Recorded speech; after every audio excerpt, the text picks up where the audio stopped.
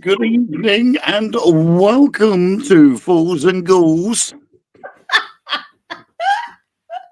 Well, we have a strange turn of events tonight. We're missing loads of people due to illness and various ailments. Poor Lois has lost her voice. I wish I could lose my voice sometimes because then it gives me some time off. So lucky Lois, but get well soon. Good evening, Noreen. We are missing, obviously, Sam, who I think is probably having a dinner. And Nick, I think, is attending an appointment, but I'm not too sure whether he said he'd be with us or not. And I think Tim Smith is missing as well. Yes, he's got the lurgy as well. He's got the same as Lois. Yeah. See, so everybody's got the lurgy except for me and Lynn. Yeah. So unfortunately tonight you have me and Lynn hosting a show tonight. It was advertised as Haunted Brothels.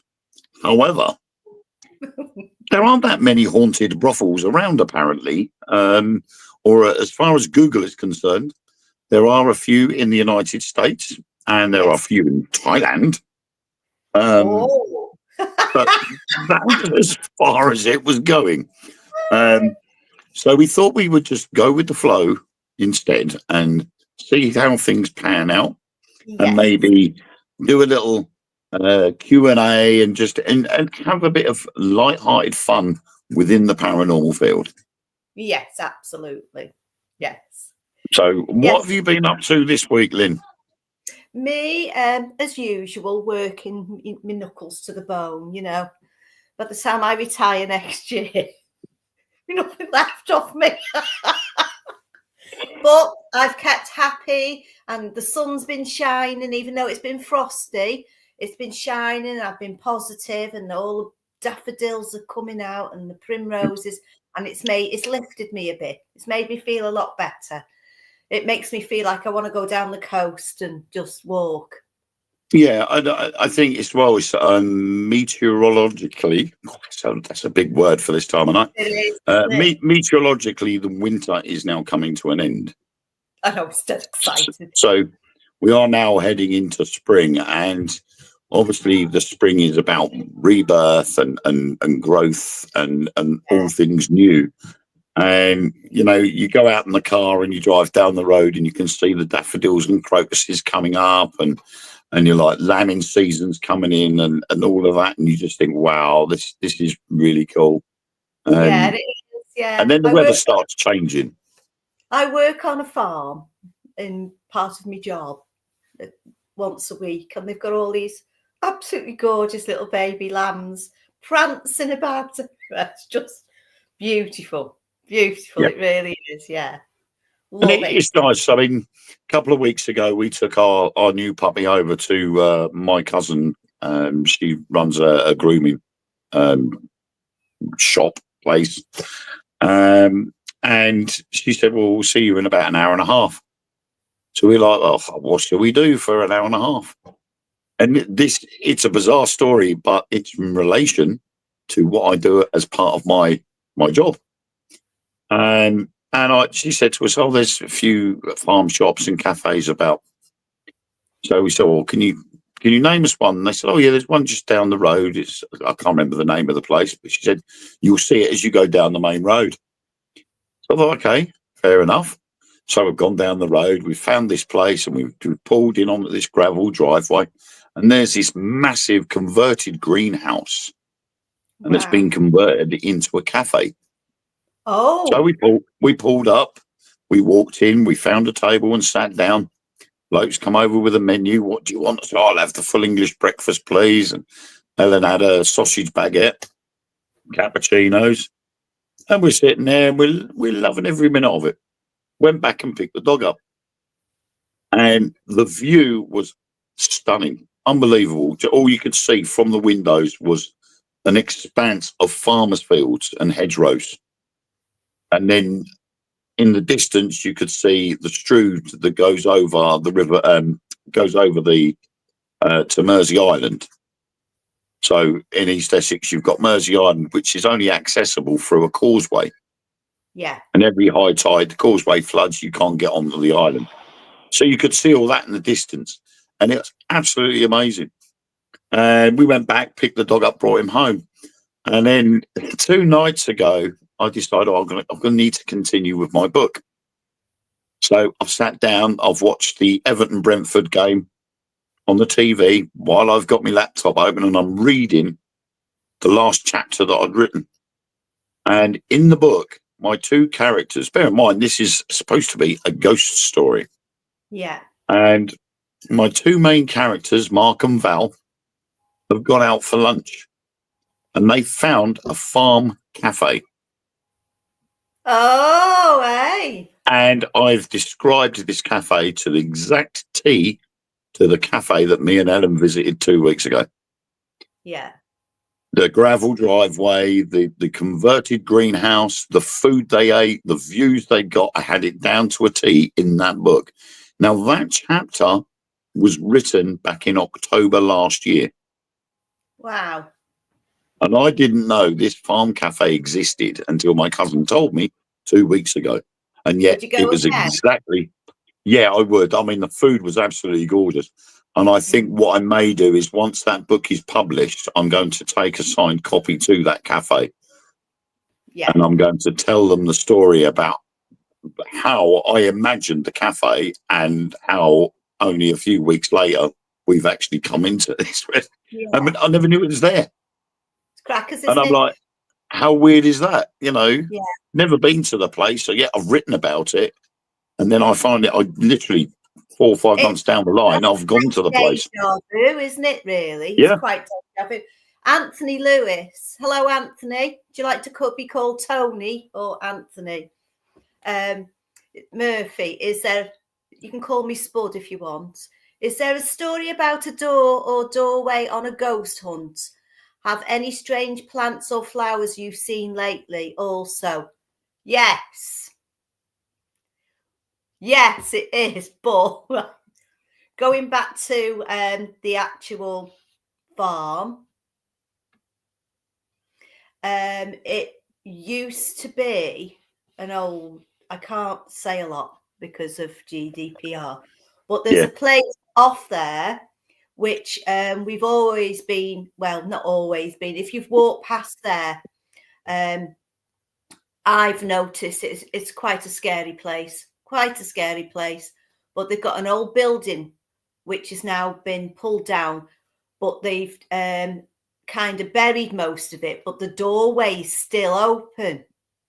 You can still get into this underground building if you wanted to. Yeah. You know, without, if you could do it if you weren't in court doing it, if you know what I mean.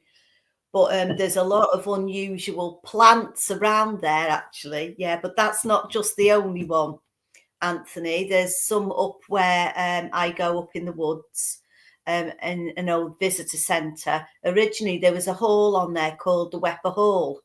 So there's nothing left there now except for the original cellar. Most of that's original. Now, when they first built the building, this visitor centre, we were allowed to walk around and downstairs in this area, they've blocked it off now to stop people from going in. There's a door, a secret door, which leads to a tunnel. And we always wanted to know, you know, you hear rumours of these things all through your life. Yeah. And we always wanted to know what it was like. And I must have been in my 20s when I actually, when I actually went into it. And I walked about 10 feet and then I backed out backwards because I couldn't put me back to the tunnel. There was stuff there. But I've done a few ghost hunts in that place. Quite a few actually over the years. And it's some very interesting people in there who are still around. Not only in there, but in the actual grounds as well. Yeah, I mean, you find that with a lot of places, don't you? I mean, it's like Colchester Castle. There's a lot of history there. Boadicea or Boudica ransacked the place. You had the Temple of Claudius there, comes along, gets destroyed. They rebuild it, so it turns into Colchester Castle. And you don't think of anything else apart from the Romans and Boudica. Yeah. And that's it. What they don't realise during the English Civil War, you had Sir Charles Lucas.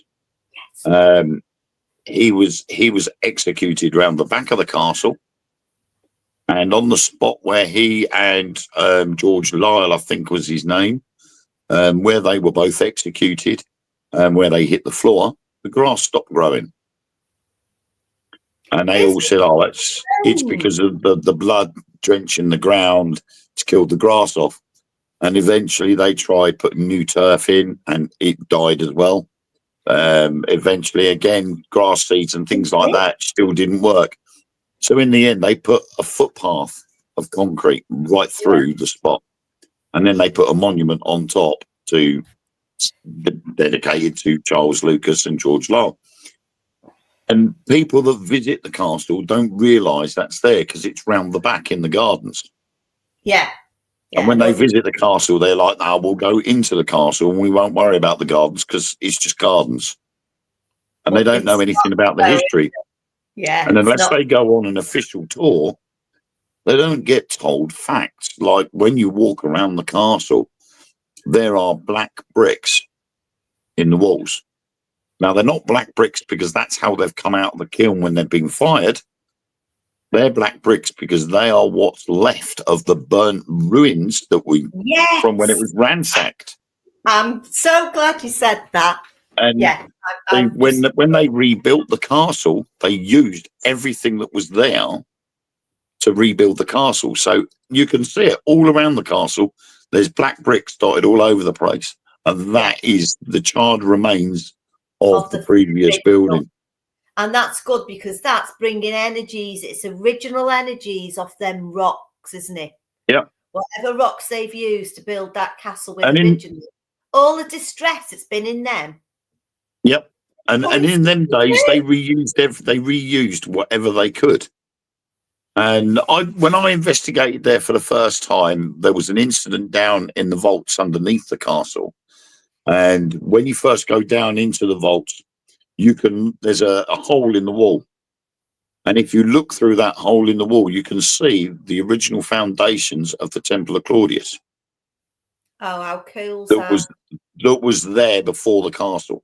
Yeah, that's so cool. We know the grounds of the castle go back a lot longer than what you can physically see. Yeah. And while we were down there, we'd taken they were like vault rooms, and there was 3 rows of 6 rooms, and they were connected with about a 4-foot high tunnel that led into each room. But in the second column of 3, right at the far end, you got a room that was full of gravestones. Right. And they're all cordoned off. And we were in the one opposite to it. And there was a guy, Terry, standing at the entrance to the tunnel that led to where the gravestones were. And this group of people, they'd come in, they'd sat down on these benches. And I'm standing there, and this lady turned around, she said, "Oh, I've got a cold spot." Now, I'd already gone round with a temperature gun, and we had sort of like I think it was about 16 degrees in that particular vault section. So I've gone over to her, I've started scanning the place, and I hadn't got any significant temperature drops. And I explained to her, there's not much of a change in temperature. And as I looked up, I could see this pair of Roman legs. Wow. And all I could see was just above the knees. But you could tell it was Roman's legs because you could see the crisscross pattern of the straps of the sandals going down his shins. Yes. Absolutely. And I turned round to Terry and I went, "Is there somebody standing the other side of that tunnel adjacent to you?" And he went, "No, I'm on my own." I went, "No, you're not. There's someone standing there." And as I said that, this figure had turned around, started walking away. So I've shot over there. He's seen me running towards him. So he's sort of taken posture, ready to go. We've gone through this tunnel and followed this pair of legs. And all you could see, knees downwards. All you could see was these knees go off down this doorway. And I'm like, I didn't realise there was a doorway here. So we carried on following it into this tunnel. Yeah. And then we come to a brick wall. The legs had disappeared completely. So it's gone straight through the brick wall. And it's gone straight through this brick wall. Amazing. So I sat there And I went, Spirit, can you come back, please? Can you come and talk to us? We want to communicate. And this little green light popped up on the wall. My first instinct was it was the security lights. Because dotted all around Colchester Castle, they've got the security lights. If they're activated, they blind you. Yeah. So they're big spotlights, but each box has got this little green light to say it's active. And this little green light keeps flashing. And at first, I thought it was a reflection of that. So I've walked out this tunnel entrance and I've found the box and I've looked at it and gone, the angles are wrong. There's no way that's reflecting off the wall. Then I realised there's black masking tape over the light as well. So there's no light in there whatsoever. So I've gone back to Terry and we've sat there in this tunnel and I've said, we need to communicate with this. This is something quite significant. She turns around and he says, are you the Roman soldier that we've just seen walking in here? Can you move the light towards Wayne to the right? And the light went across the wall towards me. And I went, yeah, brilliant. Is there something down that tunnel? Can you make the light get bigger? And the light started to grow. Expanding, yeah. And we were like, and then I let Terry, because obviously he was one of the paying guests, so I let him start asking all the questions. And he was asking, did he have a wife and children? Did he come from this area? Did he die during the fighting or anything like that? And just as we were starting to get all the answers we needed, the caretaker turned the light on, bang on 2 o'clock. The lights came on, everybody out. And we're like, seriously. It's always the worst when you start getting the answers, something happens that stops it. And you're just like, is this coincidence or is this the way it's being planned through a higher power? Yeah. But when I was talking to one of the curators a couple of days later, I turned around to her and said, look, I've only ever been on the ground floor of Colchester Castle. I said, now, I came here a couple of nights ago, first time ever doing paranormal investigation. I said, I'm down in the vaults and I found we followed something into a tunnel entrance, but it's all bricked up. I said, what is that? And she said, that's an escape tunnel. Awesome. I know, an escape tunnel. She went, yeah. Now. Yeah. I said, where does that escape tunnel lead? She goes, bottom of the castle park. Wow. Now, anybody that knows Colchester Castle and Colchester Castle Park, there is quite a drop. It's literally Colchester Castle is on a hill. On a hill, yeah. And this secret tunnel comes out at the bottom of the castle park, so it's the lower. They've all got to have secret exits, haven't they? Yeah, and we don't know where the exit is. We couldn't find it. Every time I've gone in the castle park, I've looked for this exit, and I cannot find it anywhere. You know what I find with a lot of castles? I find their wells have got secret doorways down, and they go into leads to tunnels. Hedingham Castle is another place. It's a strange castle because it's literally almost like a big tower, and in the stables, which were sort of like connected with the castle, were actually underneath. So sort of like the basement vault area was a stable, and we visited there as primary school children. And we went into this stable area and we went up to this corner and it was really, really dark for some reason. It was dimly lit everywhere apart from this one corner, and this one corner was just pitch black. So we thought there must be a doorway down there. So we've gone down there to have a look. And I've made the mistake of taking one step into the dark section of that blackness and discovered it was 2 feet deep. So I've just gone lurching forward, and I've dropped 2 foot into this pit. And it turned out that was an entrance that led down to another room, and it was all filled in about 300 years ago. Wouldn't it be good if they unfilled it just to see what was there now? Wouldn't that be good?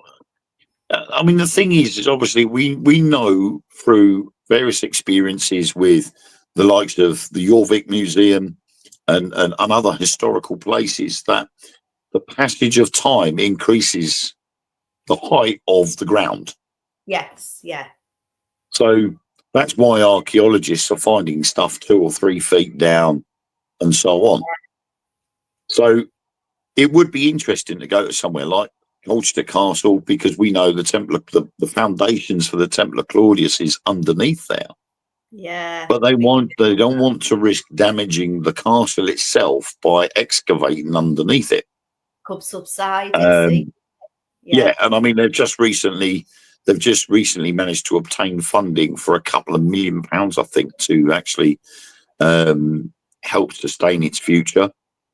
Something to do with the roof. So, you know, and it's an awesome place. And when you look at it, although it's full of memorabilia and artifacts and things like that, it is a very active location. But unfortunately, it's a very expensive location to investigate. Oh, is it? It's about £1,500 to hire. Oh my good God! Just for one night, you'd have to Just for the night. Scenes in for that. I mean, and after all these years, they've finally cottoned on that they could make money from it as well. Yeah. Because they now do their own paranormal investigations there. They've got teams in, and I was one of the teams early on last year. I was invited to help out, and it was their very first event. Yeah. So it was a bit disorganized, but they learned from that. And it didn't work too well on that particular night. But when you go round there and you look at the different areas there are to investigate, it's amazing, you know. But, you know, I think they've realised now that they can earn a lot of money from it if they were to get the staff to commit themselves to being there rather than getting in other teams, because these other teams are having to sort of foot the bill as well. Yeah, it's not fair. You know, and they've got to look at it and say, well, you know, £1,500 is a hell of a lot of money. And when most paranormal events companies only have public liability for 30 people. So when you divide that £1,500 between 30 people aren't going to want to pay that price. No, you know, you want an event to be as cheap and affordable as possible. Yeah. So it doesn't cost too much. And I couldn't do it. I wouldn't want to do that. You know, I could very easily turn around and say, I would like to hire the castle for the night, give them the deposit, and then sell the tickets. But then I've got to sell the tickets to recover the cost. Yeah. And people are going to go, 95 quid, you're having a laugh, aren't you? If you could get a castle, which, you know, you come into money and you bought a nice historic castle, which wasn't going to be too much, would you open it up to the public? I think I would. Depending on how big it was, because obviously if I had a castle, I'd want to live in it. And me. Yeah, absolutely. I would love that. Would be so awesome. The amount of times I've dreamed of living in a house big enough where I can have a recording studio of my own out of the way, so I can have my keyboards and my guitars all set up where I ain't got to keep putting them away in cupboards and stuff. I can just leave them set up and go in whenever I want and do whatever I want, and me writing and things like that. So I've got my own little cubby hole. Noise, yeah. Yeah. Kids can have their own bedrooms. They've got their own games rooms and things like that, an indoor pool or whatever. I've got my own space, and I can say that's mine. If there's enough space there that I could open up and I knew it was haunted, then I would do. You know, I'd be like, yeah, okay, no problem. Especially if it's got a lot of history to it, you would open it to the public. But then, like some of the stately manors, you'd be like, I can open this section to the public, but that's private. You can't go in there because that's mine. Your area, yeah. But I'd love to do that. I always said, if I ever had money, I'd buy our castle or have it done up. But it would take literally years, because you'd have to have it done exactly as it was built because of the grading on it. So I'd have to have when you've got the grade listing, there are certain aspects that you have to keep maintaining. Yeah. But yeah, Because I I would. watch Grand Designs on Channel 4. Tell you what, that really, really, really does trigger your imagination of what you can Yeah. do with a home. You know, they're fabulous, Yeah, it aren't does. they? Yeah. I mean, I've only watched a few episodes Oh, since it's been going. So what I decided to do was all of the series yay. are on Channel 4, the Channel 4 app. So I started watching from series 1. And I think Yeah. I think I'm only in series 2 now.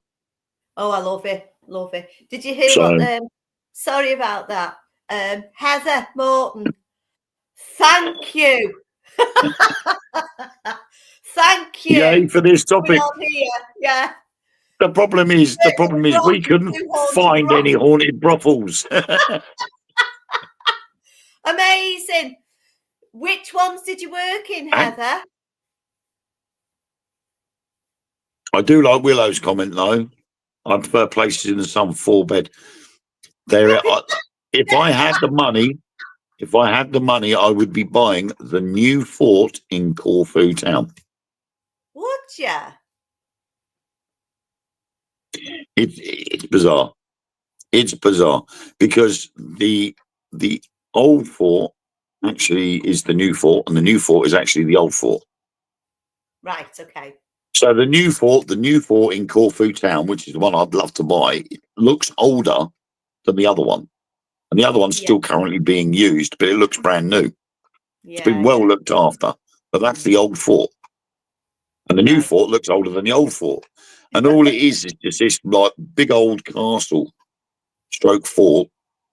And all the tunnels that go underneath are all whitewashed, all pure white Right. walls. The Moonlight Bunny Ranch and the one that was across the street from it was featured on HBO. See, I was looking up.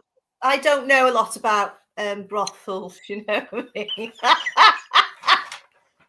I have been to a haunted house, which was a mansion, and I found out that there was a lot of abuse going on with girls in there. But it turns out that they did used to have like casino nights in there years ago, and they used to have prostitution going on. Maybe it's the same kind of thing. But Yeah. Heather, do you know what? Heather? I've just been, so I don't know many brothels, to be honest. We haven't really got many here, have we, Wayne? Yet. Yet. But I was looking on brothels on Google today, and I came up with the Doomus Brothel in Butte, Montana. I don't know whether you know that one. Yeah, Yeah. no, that was exactly the same one I researched. Yeah. That was the only one I could find. Oh, I found a few, and I thought it was really interesting. I'd like to go and have a look myself.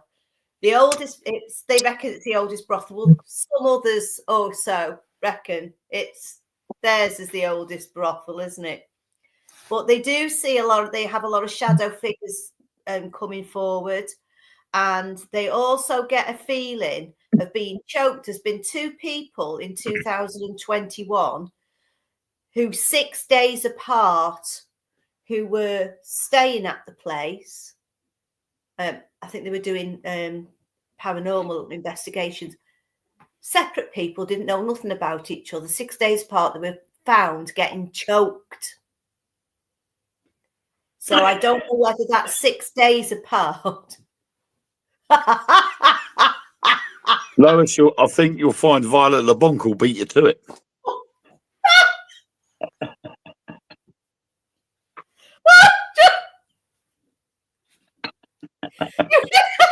Be stuck in that window in Amsterdam like a little budgie on a stand. I'll be like, hello.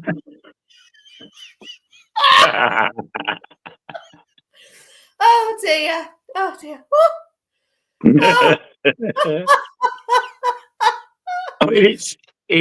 I mean, I was listening. I mean, I was finding places in Thailand, and I'm like, Christ, there's probably a brothel on every street in Thailand. Yeah. You know, And you'd have to find one particular one that is haunted. You'll probably find the whole island is haunted. No, the Yeah. whole of Thailand is probably riddled with haunted brothels. Yes. Yeah. Because they weren't only just brothels, and the things that happened there weren't just brothel related. So, there must be a lot of spirit energy in brothels of sort of that particular area. Yeah, there must be.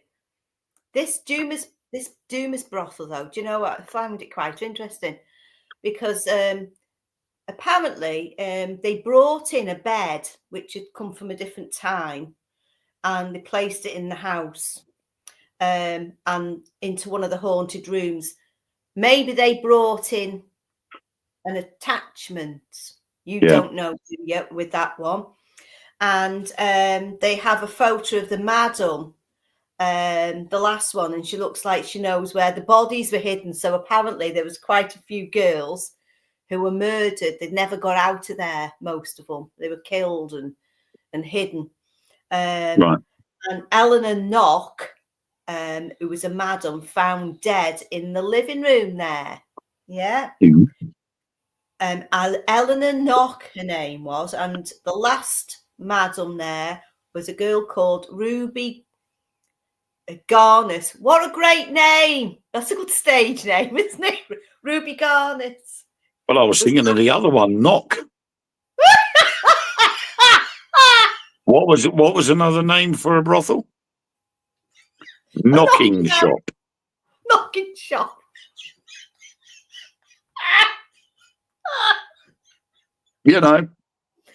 Just saying. Just saying for a friend. Hence my alter ego, Violet LeBonc. Kelly Truce, bang, bang. Oh, dear me. Yeah, death by sex. At least you die with a smile on your face. Another one I found, which I thought was quite interesting. Now, the woman who was the madam there, she looked evil.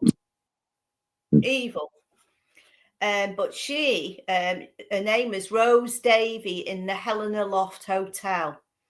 And in the 1940s, the main place was the Rose Room, so they named it after her. And the people have seen her walking around the building often. She was quite in control of everything there. But there was, she had, where does it say? The past owner of the brothel bricked off the second floor where the brothel was. So you couldn't actually get into it. And many of the murders there, but up to now, it seems only Rose Davies' apparition is seen. So maybe she's still in control of them spirits in there. I mean, the thing is, why would you brick it off? Obviously it got a bit of a sordid past. There's a bit of a, sordid history going on in there, but yeah, fine. But you just go in there, clear the place out, give it a clean lick of paint. Yeah, that's it. So something has gone on there, and something still goes on there for him to brick it up. Yeah, maybe there's bodies hidden behind the wall or under the floorboards. See, I can't understand. Right, somebody put me right here. How the hell do you get a body hidden under a floorboard? You've seen how wide the floors are and the floorboards, only like that, aren't they? How do you get bodies? Chop them up. Well, yeah, but there's also, the smell. Because after a while, it's going to get rather pungent. Yeah, yeah. And I don't think any amount of mothballs is going to cover up that sort of smell. Like 15 Rillington Place. Remember that one? Yeah. Yeah. So, I mean, it's like all these bodies that have been found bricked up in the walls and under floorboards and stuff, and they've been mummified. But at some point, they would have decayed to the point where they would have smelt like crazy, and it would have been obvious. What about the flies? Yeah. So maybe that is the reason why it was all bricked up, because there's something in there that isn't wanting to be discovered. Oh yeah, imagine that.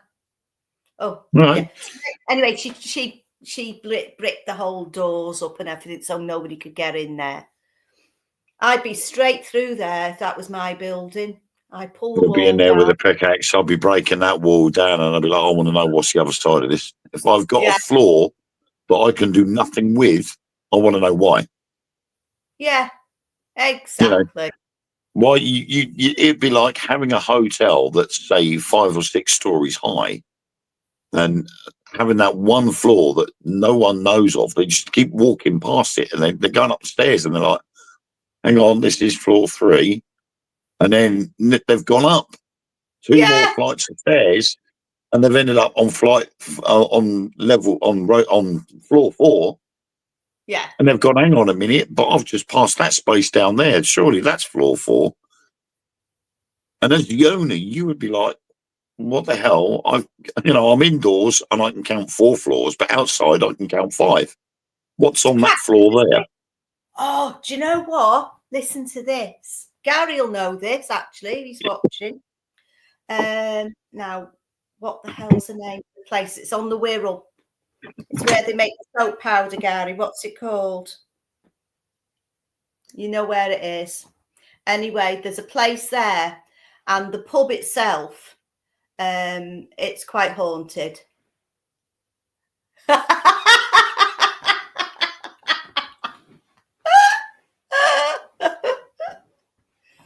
And in this hotel, it's a pub hotel, and it's been there for years and years and years, right?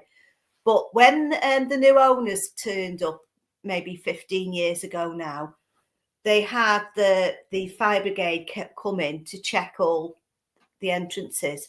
Yeah. So on their map,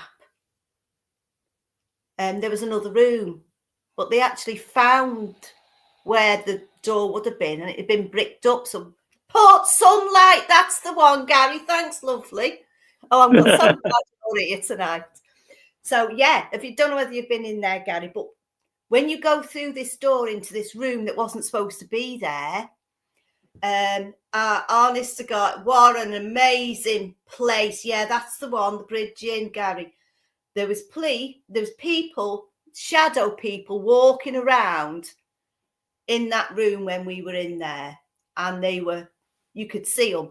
It was full of old, it looked like church pew benches, and there was blackboards in there. So I don't know whether they used to teach lessons in there for the kids off the estate, Port Sunlight Estate, because the guy who owned that built all these lovely chocolate house buildings everywhere, so all the workers could live there, and they all lived in one place, and so you couldn't get away with not working. Do you know what I mean? Yeah. But there was a tunnel. I could feel a tunnel at the end of this room that went over, and as we looked out, there was a church on the other side, and I think there's a tunnel there that goes through up to the church. But the whole thing was stinking of Masonic, of secret meetings, and there was a lot of I'd say there was a lot of beatings and that gone on in there. It was really interesting. Yeah. Been down, yeah, that's right. I feel out of place there, because the only part of Liverpool I've been is Anfield and Goodison Park. Yeah. Don't say that. I haven't been anywhere else. Oh, you live near the Bridge Inn, Noreen. Brilliant. Yeah. There was a comment came in earlier on, and Anthony again, number 13 floor in the building, or no 13th floor in the building. That's because of superstition. People didn't like the number 13, and they felt that having a 13th floor or a 13th room was going to be unlucky for the business. And I'm sure there's a couple of hotels in America that deliberately had the 13th floor taken out or bricked up so it couldn't be used, Yeah. because of the fear after a hotel had a 13th floor, and in the first week of opening there was 15 murders. Do you know on what? that 13th floor. I've heard this of a few places over there, so it must be a serious number 13. Yeah. If they do that, you know, quite scary when you think of it. It is, and it's the fear of the number 13. And who started that?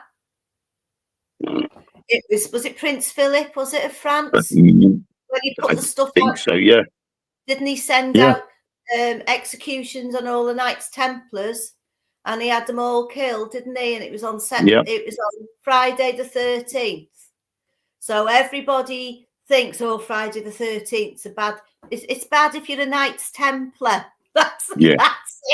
Nothing else. Yeah, if you're a Knights Templar, you stay indoors on Friday the 13th. Yeah. Don't go under any ladders. But that's the thing. I mean, there are a lot of hotels that just don't have a room 13. Yeah. It's crackers there, isn't it? You know what? I'm going to have a look. I'm going to go into a hotel and have a look. I'm going to make it my job to just pick random hotels up. It's not just hotels, though. A lot of businesses don't have a 13th floor. Wow. You know, you go into the city centres and you go look at the skyscrapers. There are some that don't have a 13th floor. Yeah. Yeah. And if they do, they've sealed it off so you can't use it. You know, they've got the structure there for a 13th floor, but they just haven't used that space because they don't want no one going in it because of the fear of the number. And that would obviously go back to when the building was first built. So I personally don't believe in the number 13 being unlucky. So I think it's quite lucky. Well, it's like black cats, isn't it? You know, I was taught as a kid, stay away from a black cat. If a black cat crosses your path, you're going to be in trouble. And then it turns out that no, it's actually the opposite. Yeah, it's actually lucky for a black cat to cross your path, not bad luck. That's why I've got 2 black cats. I love black cats. It's just a number at humans that have made a big deal of the number 13, just my thought. Gladstone Theatre. Do you know what, Gary? I've never been in there. We'll have to go and do that together. Salute the bloody magpies. Yeah, we do that. I do it every morning. I say, good morning, Mr. Magpie. How's your wife? Yeah, well, I don't like Newcastle United. I'm not a big Newcastle United fan. Yeah. I'm an Everton, so I know Gary's Liverpool, so yeah. But yeah,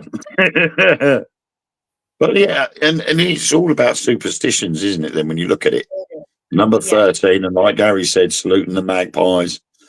You know, my mum used to do it all the time. Whenever we went down the road in the car, she'd see a magpie and she'd be going, "Hello, Mr. Magpie. Hello, Mrs. Magpie." And you're like, "What are you doing that for? They're not going to talk back."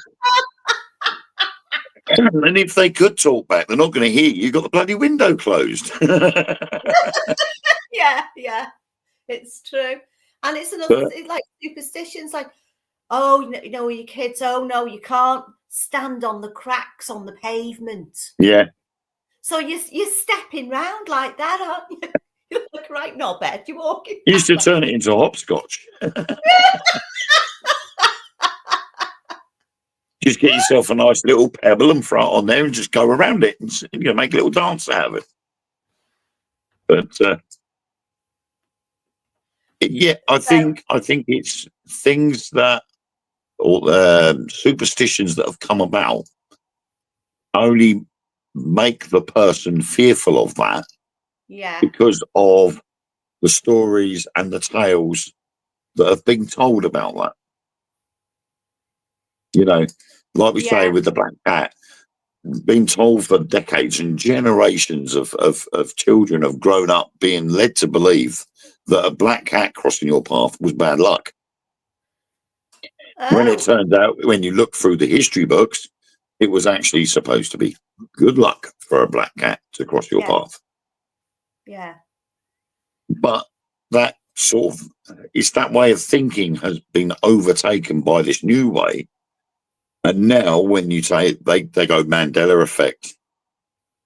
Oh, yeah. There's always something to cover it up, See, isn't there? you Yeah, turn yeah. around to someone and say, "Oh, it's actually good luck." They go, "No, that's Mandela effect. It's always been bad luck." No, it Yeah. hasn't. It was the other way round. Wow. So Gary says, amazing building, a Peaky Blinders filmed in Port Sunlight Village.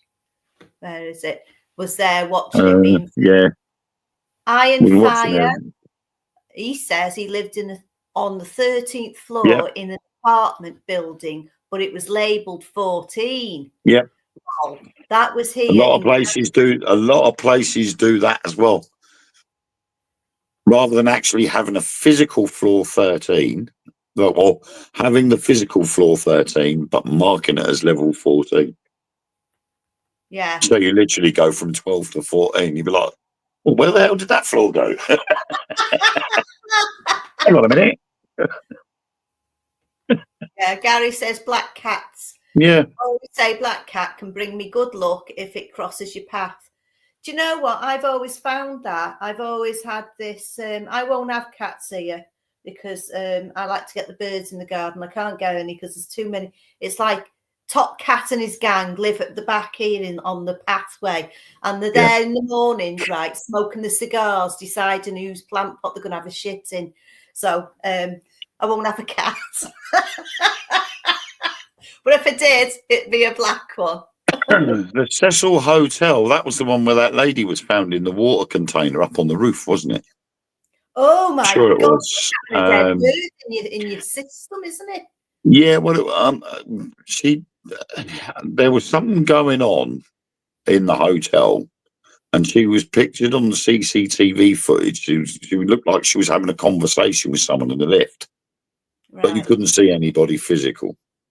And then you see the lift door open, and she looks out as if someone was coming down the corridor towards her, and then she goes off. She just disappears. And then they eventually found her body up in the big water tanks up on the roof. But there was no physical way she could have got in there on her own, and yet she was there. Right. Gary says it went missing from the lift. Yeah, she went missing from the lift. That's where she was last seen. She was in the lift and she was talking to somebody that weren't there. It's like And a then she whodunit went. now.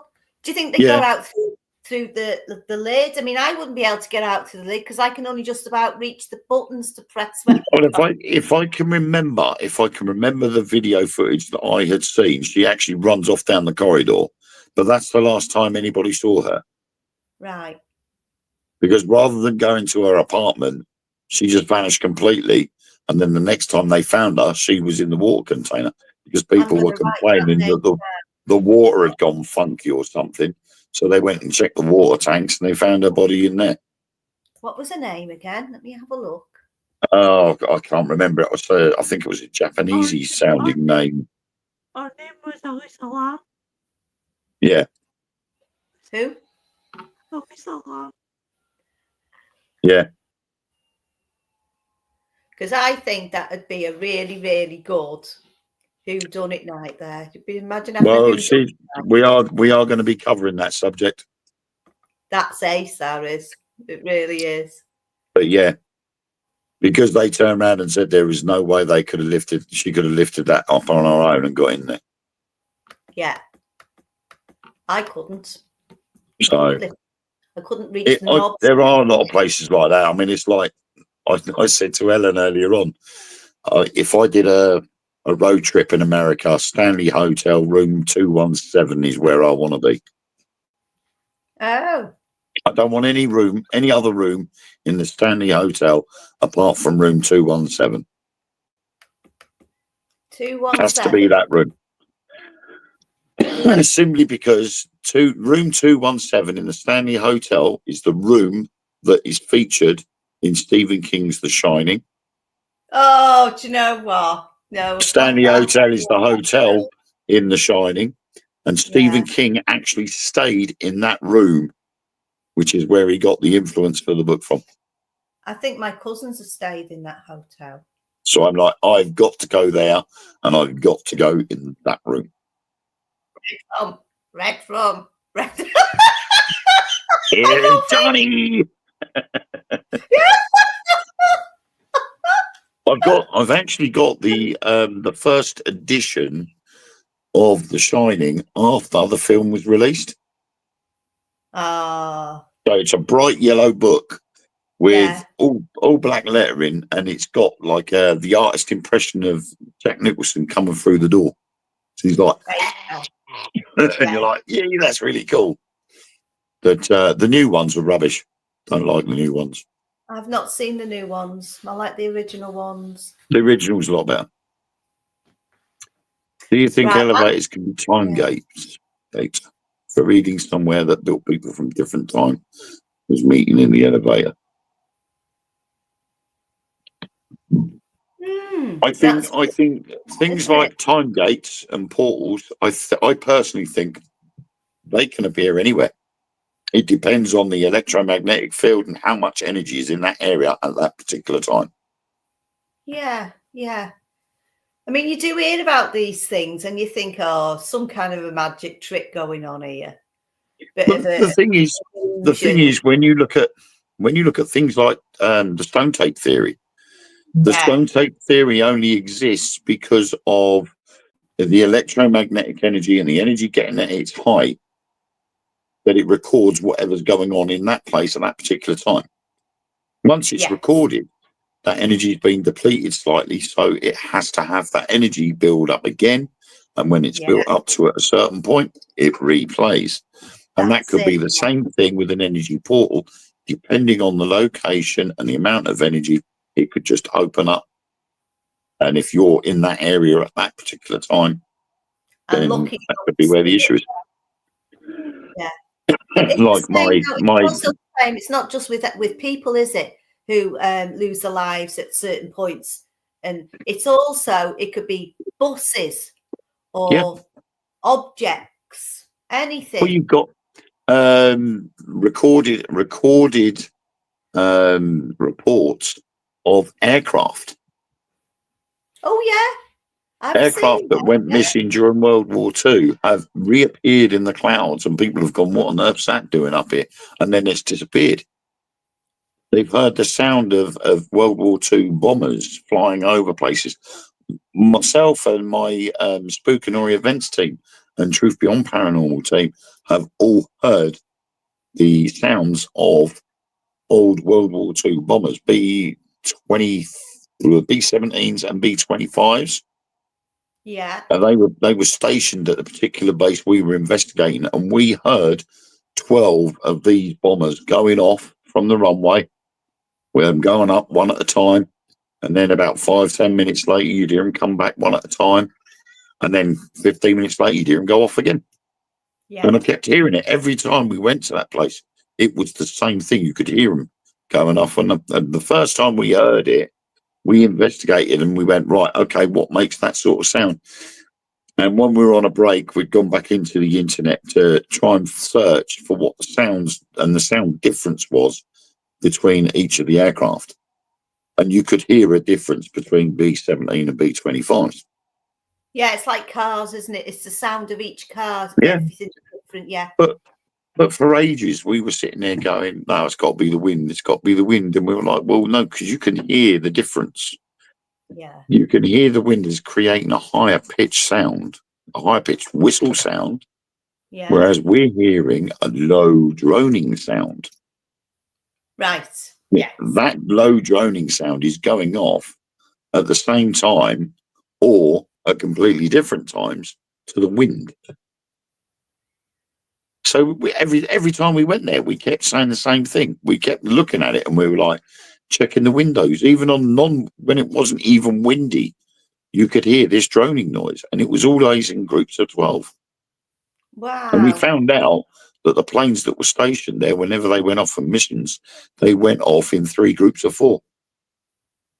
12, yeah. So wow. Yeah, it was weird.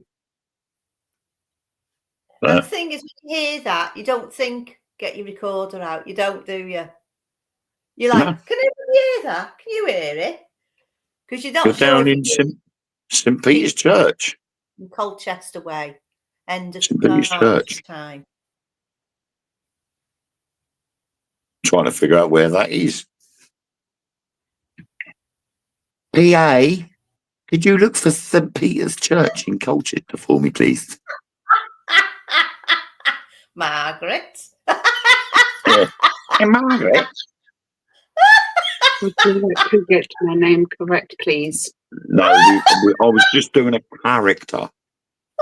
Margaret. No, it's a bit like Wallace and Gromit. It's Church Colchester. Yeah. Would you like a piece of Wensleydale, Gromit? I wasn't being a pain. Oh. Apparently Google's being a bum. The one at the top of North Hill. Top of North Hill. Yeah. Oh, my word. Yeah. Oh, you'll have to give us a shout, Gary. Why, Gary Field's coming all the way down from Liverpool and he's coming to Very Colchester. top of North Hill. Yeah, that is, isn't it? Yeah. Very top of North Hill. Oh, Gary, you have to give us a shout because you're literally going to a place that is 5 minutes away from me. I'm We'll have to have excited. we'll have to have a catch up. It's been a while. Yeah, 1600s, he says. Yeah. We don't normally associate that church because it's sort of like easily missed. Yeah. I mean, Well, there is an actual, I personally think there's a better church, and it's now a natural history museum, and that's in Colchester. It's at the other end of the high street. So St. Peter's Church is at the top end, and the Natural History Museum is down the bottom end, and it's set up as Natural History Museum, so it's got all the foxes and all weird stuff in it. Yeah. And they've got all their clocks in there are digital, and the curator, one of the curators and the caretakers, was locking up one night, and he kept hearing the ticking of a clock. Right. And he was getting a bit freaked out by it because all the clocks that are in the place are all digital ones. And he was checking all of the lights and everything else, and he couldn't find anything that was creating the noise. He locked the front door. He then went to go out the back of the church. Still could hear it, so he locked the door again. And as he's walking through the churchyard, he noticed that one particular area was louder in the churchyard. Yeah. So he sort of starts moving away some bushes, and he discovered the grave of a Grand Master Clockmaker of Colchester's grave, and That's it had all been Yeah. overgrown and it was all messy. So he took the time to clean it all up. He cleaned the gravestone down, and after he'd finished, he went back in. Never heard it again. Oh. The ticking sound stopped. It was almost as if the ghost of this Grand Master was trying to say to him, "You forgot my grave. Sort it out." Because no sooner had he gone and cleaned the grave up, the sounds had stopped. And I'm like, that would be interesting to let it get overgrown again and unkept to see if the tick-tocking starts again.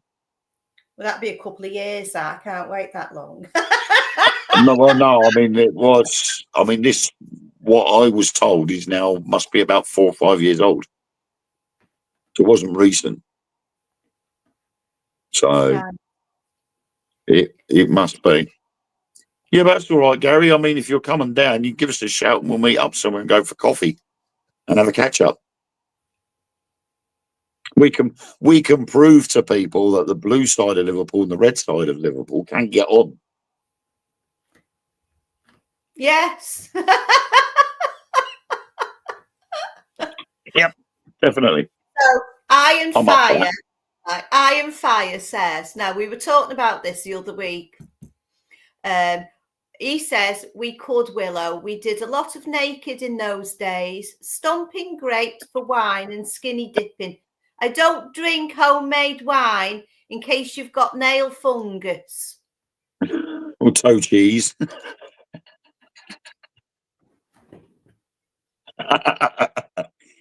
You. Oh, I thought of it.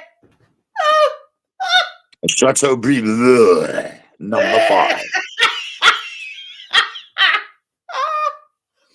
Oh dear. Sorry, Ah, I this is just the thought vintage. of it.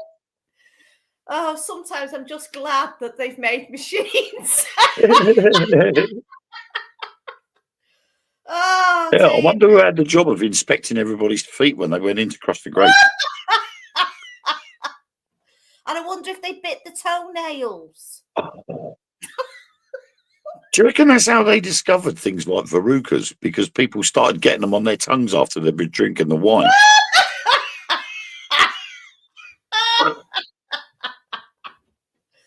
Oh dear God. Hey Gary, I'm off that weekend, lad. Wink wink.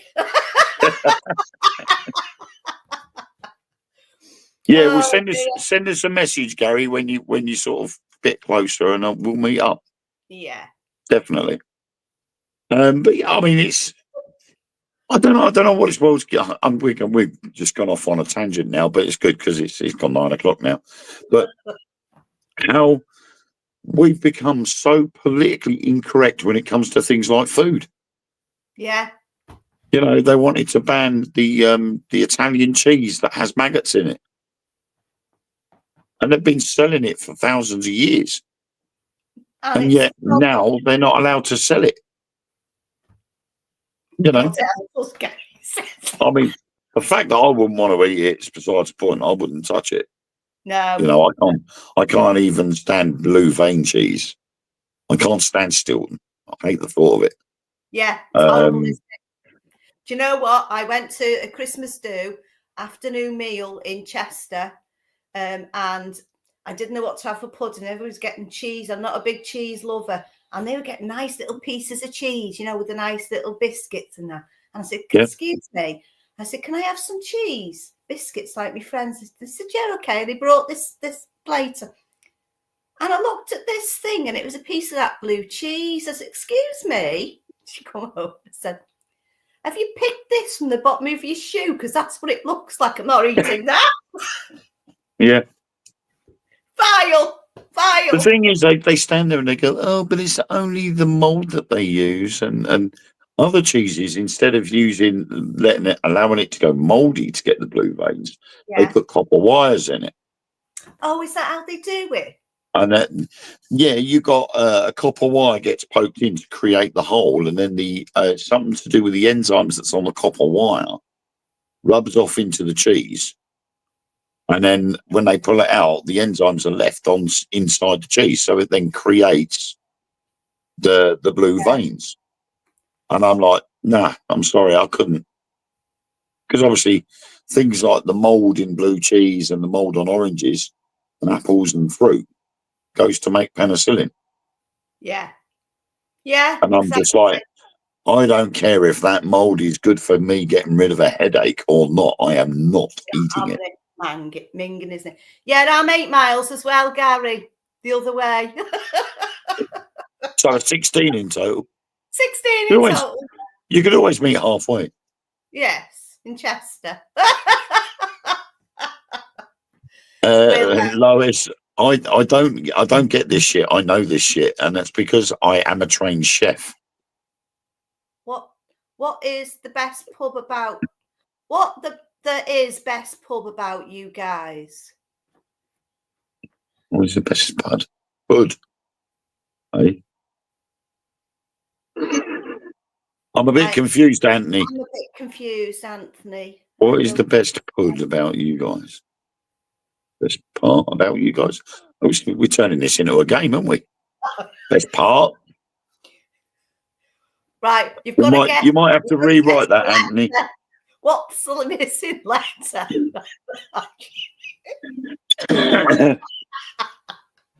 But no, I'm a qualified chef. I started training as a chef in the Royal Air Force, and then when I left the RAF, I went to the Colchester Institute and continued continued my chef's training, and then started to work in hotels and restaurants. Yeah. I ended my catering and chefing career at Several's Hospital in Colchester, which was a mental health hospital, and I finished working there when it closed in 1998. That was when I stopped. That's when I stopped doing chefing. Yeah. But I kept with doing things. I used to make wedding cakes and do the odd buffets here and there, but it just became too unsociable. So, but I loved it because part and parcel of doing the chef's courses, you did things like commodities, which was a subject all to do with ingredients. So you learn how they made, proper wine, how they made blue vein cheese and various methods. So yeah, it was quite interesting. Yeah. Iron Fire. Is it Iron Fire? Oh, Anthony means beer place. So what's our favourite pub? Oh, pubs. He means pubs. Yes. Yeah. It depends on whereabouts, because obviously there's loads of pubs all over the place, even though they are starting to close down now. But I don't go in pubs. I don't drink anymore, and I don't go into pubs that often. Yeah, I don't go in. I like pubs, but I don't go in pubs. My favourite one's shut down. They're all shut down here. Yeah, I mean, we got the last one I went into physically and had any sort of drink was a social club that we played darts in, and then that was the only time I went into pubs was when we were playing darts. And then we stopped playing darts shortly. I think shortly before Freddie was born. I think it was. So it's funny one because of Gary's comments didn't come up. All of our families have been here for generations, and all the families all grown up. So you've got to know who your relations are. You know what I mean, around here. Or you can't go out with them. You can't go out with them. They're a cousin, a cousin, a cousin. But we all seem to drink at the same pubs. We have done for years. Yeah. Yeah. Yeah, well, it's the same here where I live. My family goes back, I think 7 generations at least that I know of. Yeah. And the original family name is quite widespread through where I am. And when I was at school, it was, that's your cousin, that's your second cousin, that's so and so from that side of your family. And I'd be like, right, okay, so half this village is composed of my family then. Well, yeah. So you're like, right, okay. But then you get some of the family in Colchester, some of the family in Worcester. And then it turns out that my family on my dad's side originated from the Lee and Perrins Worcester sauce family. No. And I'm like, God, yeah. And I'm like, okay, how does this work? So I got the story that my granddad on my dad's side, his name was a Perrin as part of the Lee and Perrins. Right. And he always wanted to be an artist, and that was what he was convinced that was what he was going to do. So he was going to be a painter and decorator until his art started selling. And I've got one of his paintings in my house now. But his dad didn't like it because his dad wanted all his sons and daughters to go in the family business, which was the Lee and Perrins Worcester sauce. And it started a massive feud between my granddad and my great granddad. Oh dear. And my granddad just turned around and went, up yours, I'm going. And he left. And he came to Colchester, changed his surname to Seedon, and that was it. Never had nothing to do with the family ever again. Yeah. So, I think sometimes that's the reason why it happens. It happens for a reason. And he did all right for himself. From doing painting and decorating. So it's sort of no really a big deal. No.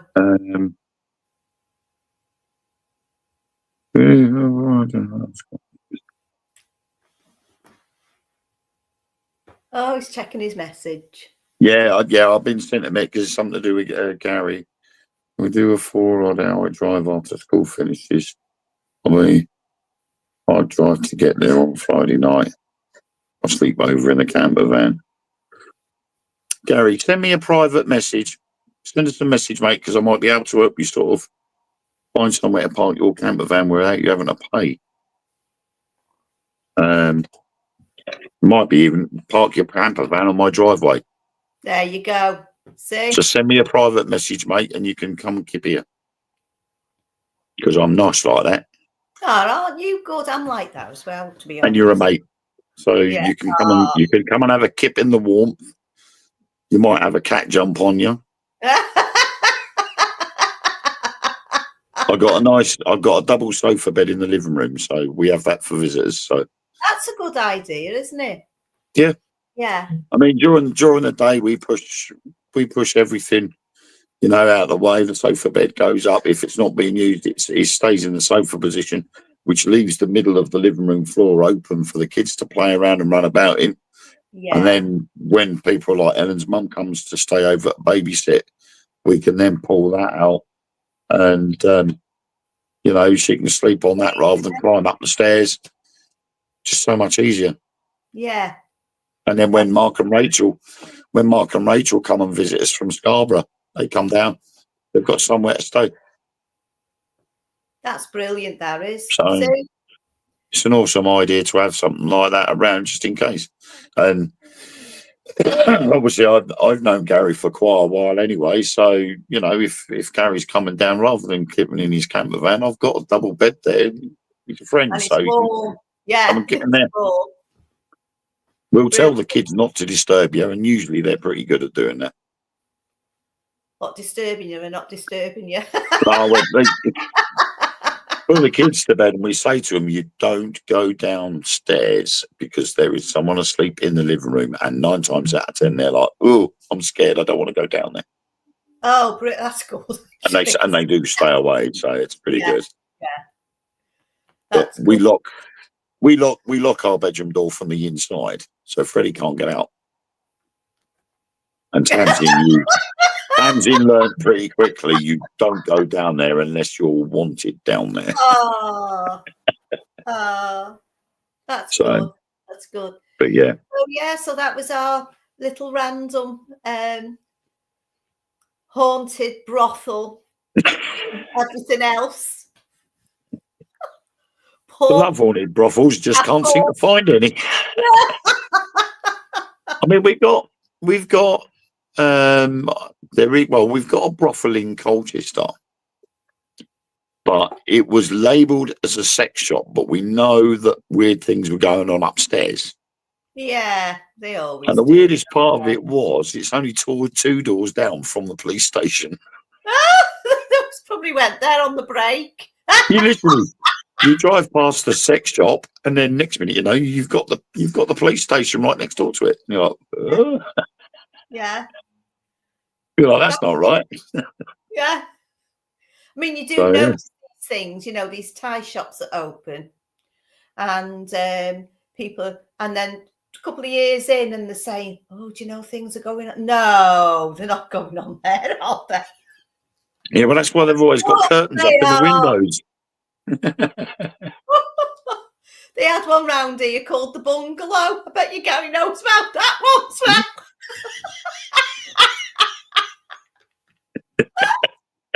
I think they've shut that down now. You walk in there, I've got 30 quid. What sort of massage can you do? And then you go running out because you just found out what the place really is.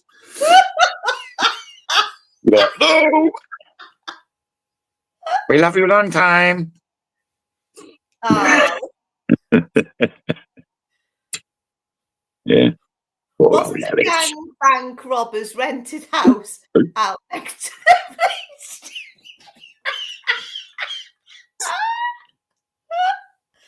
Oh, dear me. People are noises going on my live feed. Yeah, they did. No shaggets. What was that? Was a live. I was live on TikTok. I was on last night, and we were talking about things from the past that the host of the TikTok wouldn't have experienced. And we were saying things about computer games and games consoles. And one of the people on the live turned around and went, "Do you know what? I really love that game, King Dong." And I'm like, "No." And we all started laughing. And she went, "Seriously? That was the name of the game? It was King Dong." I went, "Are you sure?" She went, "It was the one with the monkey." I went, "You mean Donkey Kong?" And she went, "Oh my God. No, I seriously didn't say that. Did I really just say King Dong? Oh my God, I've said it again." And I'm like, "Oh my word, what's going?" It was so funny. She'd come out with King Dong just like that, and I'm just like, "Yep, okie dokie." Do you know what? And it just doesn't fit in with anything but the same, but it's just come up into my head now. I used to know a guy that used to, he wasn't coming on to me. His chat up line, he'd go up to a girl in Chester, whatever. He'd go up to a girl and say, "Hi, darling. My name's Batman and this is Throbbing."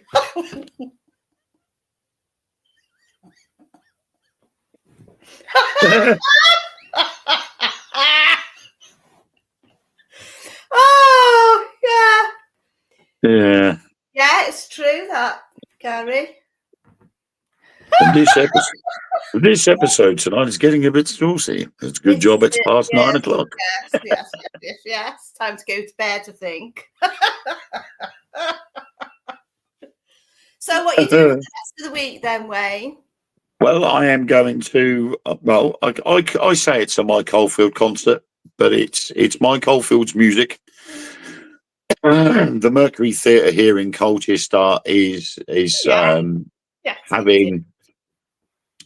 a tribute, sort of a tribute act for Mike Oldfield's 50th anniversary of Tubular Bells. Oh, I love that. Yeah, I've got so. that. There's a music teacher from Colchester has got a full piece orchestra together, including some people that worked with Mike Oldfield on the original soundtrack, and they are performing it live tomorrow night. So I'm heading off up there with a couple of friends, even though I'll be sitting on my own because nobody wanted to go with me at the time. So I just brought my ticket and said, "Sod you, I'm going," and I'm sitting on my own. And it turned out I got some friends sitting up in the back, so I'm like, "Well, I want to be where I can hear the music." So it's going to be amazing. It's going to be amazing. It's like the old ones are always the best, aren't they? It's like they've got going around with War of the Worlds. So I've got the original War of the Worlds here, and do you know what? It takes some listening to, doesn't it? But when you're listening to it, you're following the film. I grew up with War of the Worlds. I can't stand Steven Spielberg's version of War of the Worlds. I hate it. Yeah, and I wish he never ever made it. Yeah. But I grew up with War of the Worlds because of my dad. And I then managed to obtain the album. I then managed to obtain the collector's album. I got the computer games. I got all the special remixes that ever came out. And then I went to the concerts when he started doing them. Then when he released War of the Worlds: The Next Generation, I fell in love with that one as well. Yeah. And I then started going down to the concerts for that at the O2 Arena. Yeah. And then I got Ethan into, my oldest son, into War of the Worlds. And he loves he used to love Minecraft. Obviously, he's 15 now. Minecraft don't exist anymore. Yeah, it's all Call of Duty. But I got him. He was into Minecraft, and he decided he was going to build a War of the Worlds world on creative mode on Minecraft. Wow! So he generated this world, and he started it in order as well. It was almost as if he was listening to the album and doing the building at the same time. And he literally started off with this sort of like a green sort of fields with little bits of forest and stuff like that. And he put the cylinder right in the middle of this field. And I'm like, well, and I went back up there into his room while he was playing it a couple of days later. And he built a massive tripod with the big green eyes, the heat ray coming out and hitting this village, and the locals are running around burning. Yeah. And the red weed, the lot. He got everything down to a T. And I'm part of the Jeff Wayne's War of the Worlds Facebook fan group and Facebook page. And he posed the question, obviously, with the next generation, War of the Worlds, the next generation being released, with the likes of Gary Barlow and Joss Stone singing on the album. Yes, yeah. What have you done, or how have you moved on your love of War of the Worlds to the next generation? So I said to him, you know, I was brought up with War of the Worlds from my dad. I've then passed it on to my son, and my son has gone and made a Minecraft world of War of the Worlds. And we got a private message back saying, oh, Jeff would really love to see that. So I had to take screenshots of the computer game, of the screen, and I sent it back to the private message that was sent. And they went, oh, wow, Jeff says that is awesome. Are you coming down to the concert in London? Wow. So I replied back, yes. And they turned around and said, Jeff would like to meet you before the concert. So I'm like, okay. They asked how many of us were going. So I told them there was me, Ellen, and Nathan. And I said, right, well, come down, and then we'll if you give us your number, we'll send you a text message and we'll tell you where to meet us. Yeah. So we've got down there.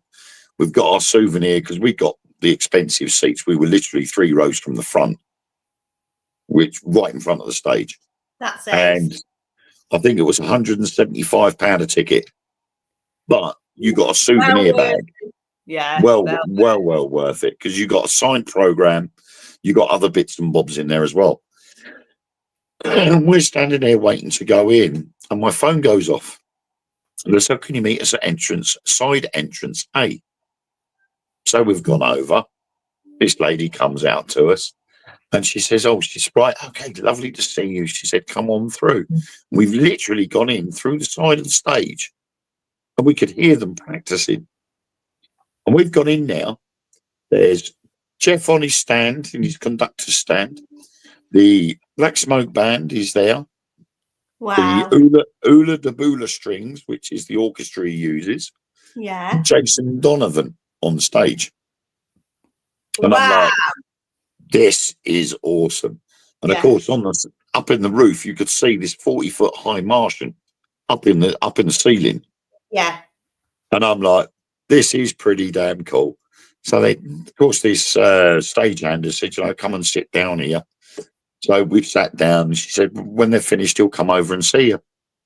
She goes over to the edge of the stage and she gives them the wink to say, we're here. Jason Donovan does his bits, finishes off. Didn't realise that Jeff Wayne's daughter was standing right behind us. No. Carrie Wayne had walked along the seats and she stood right behind us. And so, of course, he then gives everybody the wink to go off and get changed and get ready for the concert. And he comes over and he spends a good half an hour talking to us. And the old technicians were bringing the Martian down on the stage so that when we wanted to take photos with Jeff, we had the Martian standing behind us.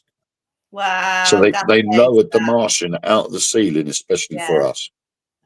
And love it. It was unbelievable. And then from that, we went on to the immersive experience as well in London. Right.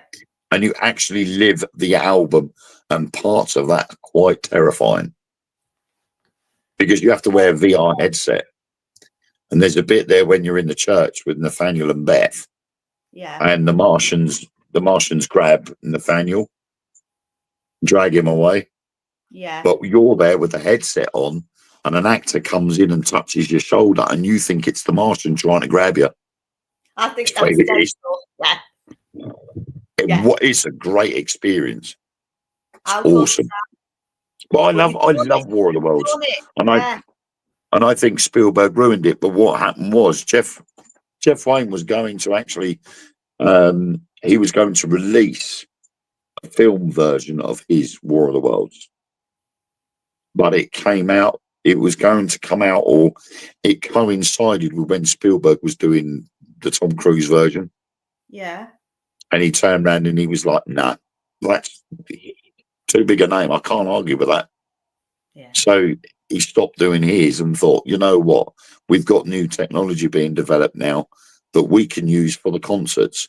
We can also do that for this film. So I think I'll hold back, and then I'll do a better one, and just give it time to release. So I think that is another thing he's got planned.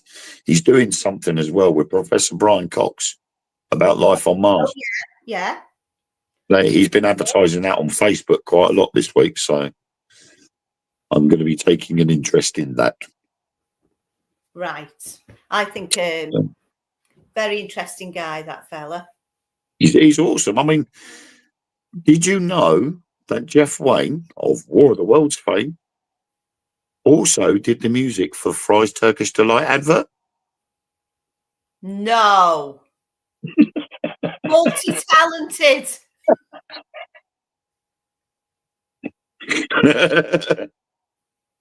Do you know what? I love Free Turkish Delight. That's I love Fry's Turkish Delight. I think it's absolutely gorgeous. Yes, and if I ever go in town, I'm always into Poundland to buy my pack of 3 for £1, or maybe 2 packs for £2. But I'll always go in at Poundland to buy me Turkish Delight. And then every time I eat one, it reminds me of that advert with the desert and that mysterious lady with the purple haze. And then the Saracen coming along and chopping the chocolate in half to reveal the Turkish Delight inside. Yeah, that was him. He did the music for that. Trying to get your tongue in to get it out sounds awful.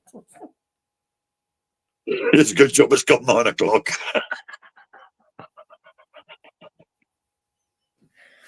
I didn't mean to say it like that. I know, what was it Lola said about that? Scooping the inside out.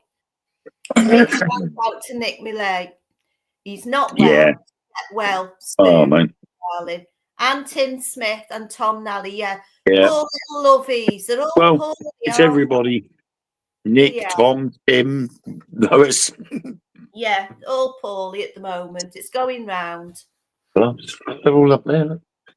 I mean, all I can say is lemon juice, ginger, honey, and a little bit of cinnamon. That's it. And some cayenne pepper. Mix it all together with some warm hot water. Boom. You'll love it. Yeah, but it's antibacterial, so it kills all the bacteria through all everything. It's brilliant stuff.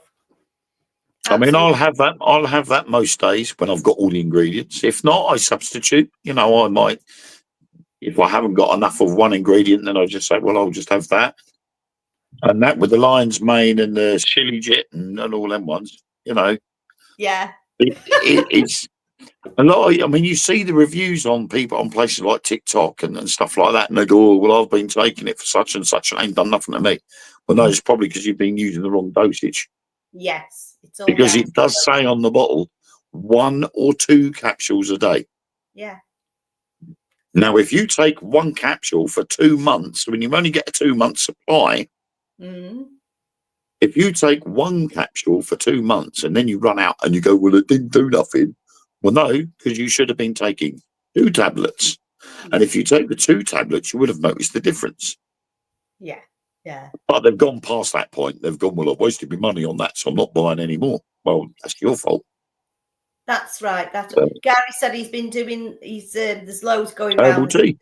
Absolutely, and he's glad he's on his herbal tea. You want to try my cream for pain relief? Come on, Wayne, tell them. Yeah, I was getting pain in my knee, my left knee, and in my thumb because I was axe throwing, and I got a pain down there in my thumb. Yeah. And Lynn gave me a balm or cream, which is easier to say. It sounds better than saying balm. It's a salve. Yeah. Yeah. And it literally don't smell or nothing, but it's like I don't know, it's the same sort of texture as Tiger Balm, isn't it? Yeah. And you just rub it on the affected area, and after a while, the pain goes. It just gets rid of it. And I've only used it twice on my knee, and I haven't had any pain in my knee since. Put it on my thumb, no pain since. Yeah, it's good stuff. Got rid of it really quickly. Yeah, but I've got loads of plants this year to put in, so I'm going to make loads. I mean, I'm a strong believer now of home medicines rather than relying on all these things from the doctors. And I take the attitude that a lot of it is all about big pharmaceuticals and big money, how much they can get out of the people. I believe there is a cure for cancer. Yeah, of course it is. In fact, I think there's a cure for most cancers out there. The big pharmaceuticals will not make any money from cures. They will only make money from, the continuation of medication. Right, my cream, the salve, Gary, it's called comfrey salve, and I make it out of comfrey leaves. It's all about fermenting it and adding natural ingredients like high-grade olive oil. Yeah. But after you've fermented it, you don't press it with your feet like you do grapes. No, there's no sweaty bits coming off my toes or any little nail chippings going in there whatsoever. But, it's like, I'll go to Costa and I'll have a chai latte. Yeah. And it's that warmth that you get from it. And they stand there and go, "Oh, would you like a bit of cinnamon on top?" And you're like, "Yeah, please." And they look at me as if so cool. Good chai latte, not enough. You've got to have cinnamon on it. Yeah. I don't care. I know what good it does for me. So, it's. I will. I mean, my best example. Oh, jeez.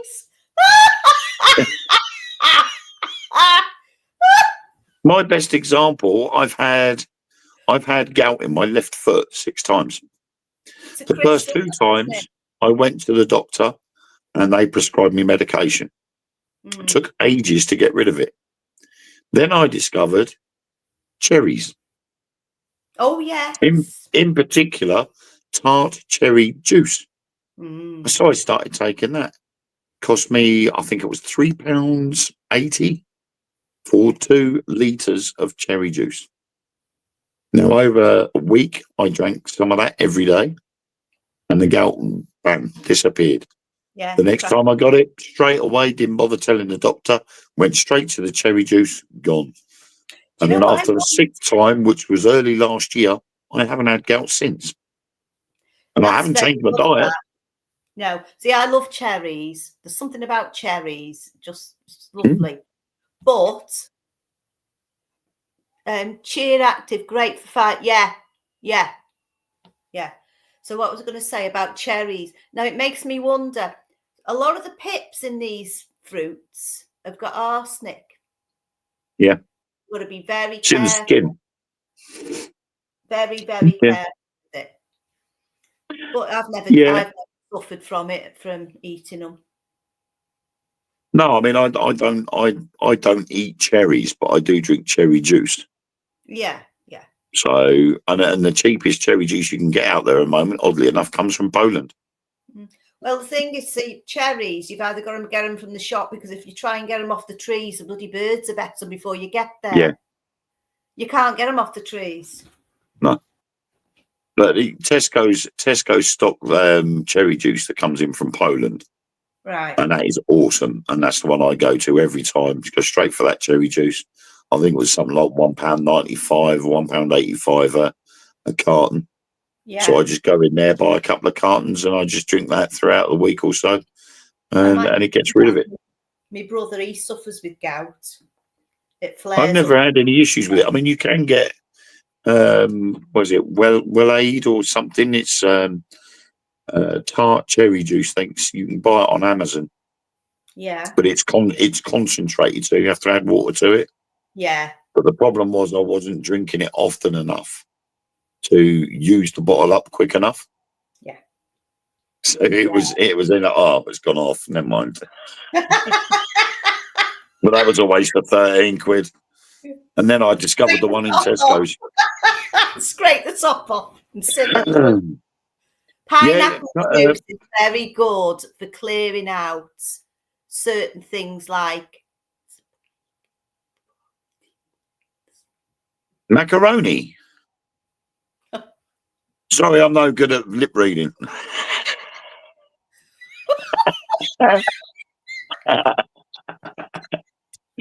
That's why I couldn't understand what Lois was saying earlier on. I can't understand lip reading. I like that with Lois at the moment because she can't talk, can she? Bless her. When you get spike proteins. Yeah. I went back in, what was it, 2000? No, it weren't 2000, 2001, something like that. I went to Sri Lanka. My cousin got married over in Sri Lanka and we went over there for the wedding. Yeah. And we visited this natural medicine place, supposed to be like a factory stroke farm where they grew all these things. And one of the things the bloke did was a natural hair remover. And he literally just pulled all these different leaves and plants out of the ground and off the trees. Yeah. Mashed them all up in a bowl. Yeah. He went, I need a volunteer. So of course everybody's pointing at me because they know it's hair removal cream. I know it's hair removal cream because that's what he said he was making. Yeah. Well, I didn't expect everybody to volunteer me because I was now tanning, but my hair was going white. So my leg hairs stood out a mile. Right. So what does he do? Grabs my leg, plops this stuff on my leg, and within seconds, this blonde hair on my leg had gone, leaving this massive strip of nothing on my leg. Hey, does it do pubic hair? And I'm like, seriously? So I'm like, great, I'm going to have to shave my legs now. So I did. I had to shave my legs so it'll all look right. But he said pineapple is also a good fat digester.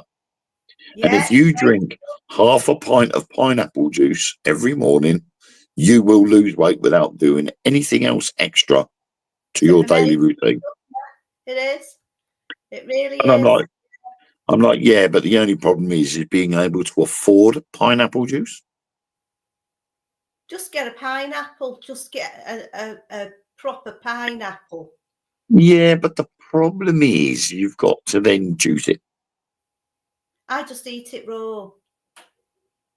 Yeah, I can't do acid. Pineapple acid and me don't mix. Right. And I've got a thing about pineapples because the last time any of us or any of me and my children had pineapples, that was Tamsin was given a green pineapple and I went absolutely nuts at the nursery for giving it to her. It was raw. Yeah, it wasn't sweetened enough. It wasn't right. They picked it up. It was still green. Yeah, stupid. And they served it. They cut it up and served it to the kids, and that made Tamsin violently ill. Oh, I bet they had the runs and everything off them.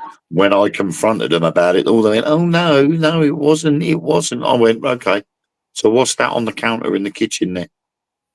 "Oh, that's melon." I said, "No, it's not. It's a pineapple. I can see it's a pineapple. I have been a chef for so many years. I know what a pineapple and a melon look like." What's the matter with their mentality? What's the matter with them? The problem was it was a family-run nursery. Right. So if you weren't part of the family, you weren't included in what they were planning on doing. Yeah. If you complained against them, they took that as a personal insult and the whole family jumps on you. Yeah. And I'm just like, I'm standing there like, I don't give two hoots. What you say, if I find you're giving my kid, I'm right pineapple ever again, I'll have the old, what's his face, Ofsted. Yeah. Gammon, you look like a ton of bricks. Mm. And it was horrible. It was absolutely horrible. I mean, Tamsin wasn't the only one ill from it. And I'm like, really, when you brought the pineapple, how was it stored? And they went, what do you mean? I said, well, how was it stored? When you picked it up off the shelf, how was it? Was it prickly side down or prickly side up? She went, well, it was prickly side up. I said, right, okay. Well, it should have been the other way round. And they went, why is that? I said, because when you buy the pineapple and it's prickly side up, all of the enzymes that make the pineapple ripen are at the bottom. Yeah. So if you turn it over so it's sitting spiky side down, all of those enzymes can come through the pineapple and it will ripen quicker. Yeah. Oh, didn't know that. There you go. There you go. Crazy, flipping crazy.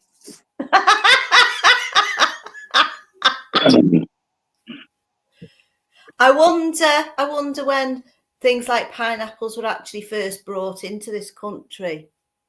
I wonder if the poor people would ever be able to afford eating it then.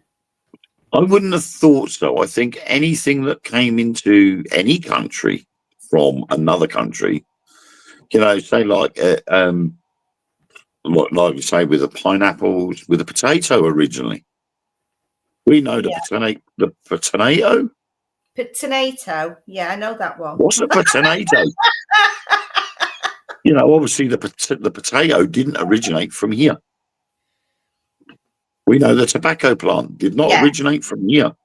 So anything that came from overseas into the country, we would have been like, whoa, what's this?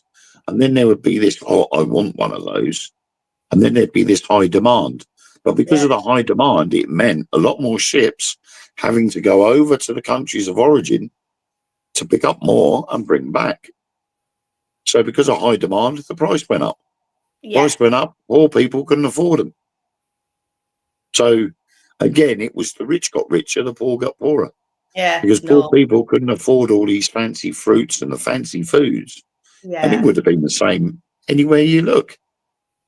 So I think it would have gone back way before post-war. Because if you're thinking, I would go as far as saying Elizabeth I. You think about it, there's a lot of pineapples in these wall paintings and that in pyramids all around the world and in different architecture as well all around the world. There's a lot of pineapple. It's like, what is the meaning of that? Anybody know what the meaning is? Pineapple. Pineapple. Pineapple in buildings. Because it looks like a pine cone. Yes, that's it. Okay.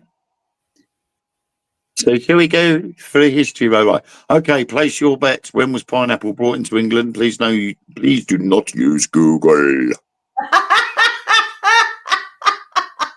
Well, that's no good. Have you ever been to a quiz night? They're all on the phones, aren't they? Yeah. Right, well, I'll beat you to it. Sorry, no answers because I'm going to give it to you. The pineapple was first brought to the UK in, wait for it, 1668. Not long after the Great Fire of London. Yeah. But they weren't successfully cultivated until 1719. Charles II was presented with a pineapple, which became a public relations stunt. Pineapples were rare and expensive exotic items, which, like I said, because they were rare and expensive, the normal average person couldn't afford it. Yeah. Then in 1719, pineapple plants were distributed from the Netherlands to English gardeners, and the first pineapple was grown at Dorney Court in Buckinghamshire. By 1720, Matthew Decker commissioned a painting to celebrate the first reliable crop of pineapple in Britain. 1723, a large pineapple stove was built at the Chelsea Chelsea Physics Garden to heat the plants.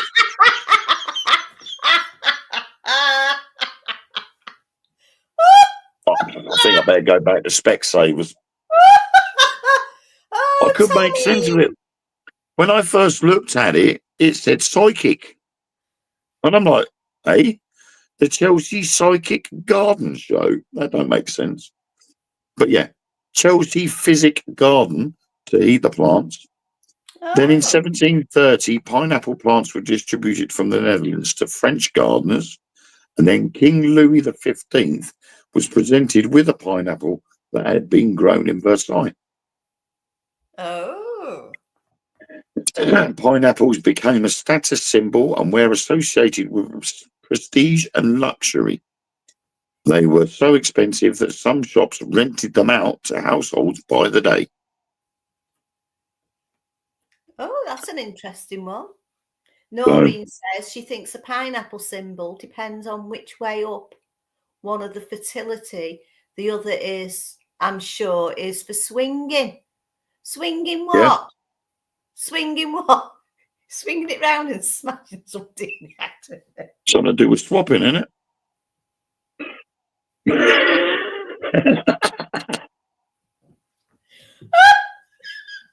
Which gets us back to the first thing. What is it? Pineapple's no good for eyesight. I don't know. Maybe I should actually start eating some pineapple if it is good for your eyesight. Carrots are good for your eyesight. You never see a rabbit pet wearing a pair of bloody glasses, do you? What? In the 1800s, was that pineapples could be thrown at no. You'd ruin a perfectly good fruit salad. No, Noreen, I know. I'm only joking. In the 1800s, a pineapple could cost the equivalent of thousands of dollars today, making it a luxury item only accessible to the wealthy due to the difficulty of growing them. People would then rent a pineapple to display at a dinner party rather than buying one to eat it. Oh, so how many people rented the same pineapple? Well, you could only rent it out for as long as it stays ripe. Yeah, you can rent my limp pineapple for 2 shillings. God, Lynn, stop it.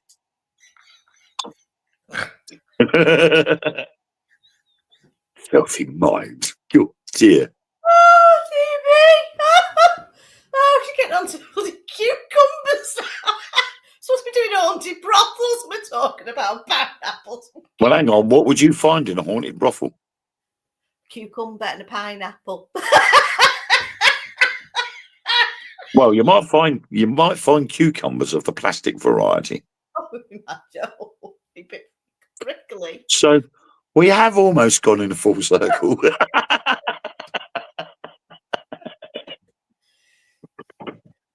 See, we started talking about haunted brothels and we've gone through different myriad of things and we've brought ourselves full circle right the way back round to the beginning. Do you think there's ever been a haunted dildo?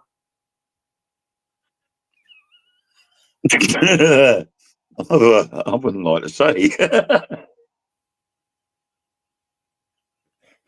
I've heard a few buzzings going on and thought it was just my mobile phone. Like this way. No, please don't. You can't make me use, you know. That'd be, you're laying there and all of a sudden your pillow goes, meep. What the hell's that? Oh, my phone's down there. Can't be my phone. Oh, dear. I put it on flight mode. What's happening? Back to the bunk, Gary.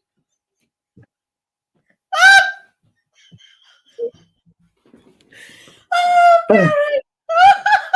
Gary. Oh, dear. But yeah, cucumbers, bananas, aubergines. You know. Oh, dear me. Oh, my eyes. My stomach's killing me. It's the best exercise I've had all day, that. Laughter's the best medicine. It You know. certainly is. My face is... I had something the other day. What was it? Oh, yeah, that was it. The bloke said to me, he goes, "Oh, do you know what? It's terrible." He said, "I thought I was getting arthritis really badly, and I went to my doctors, and he turned around and he said, 'No, it's all right.' He said, 'That's an onset of rigor mortis.'"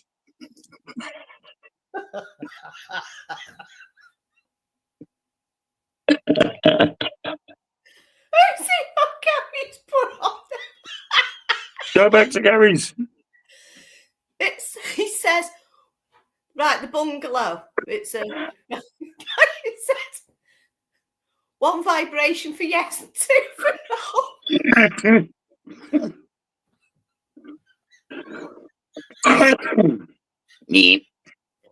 Oh, dear me. Oh, it's been so funny tonight. The electronic cucumber. Yes, imagine. Do you remember that bloke that used to sell them vegetable peeling tools? And he'd go, "You can make a cucumber spiral." And he'd stick the thing in the top of the cucumber and do that, and it'd come out with a spiral. Mine never come out like that. Ever. It'd go in like that. It just went.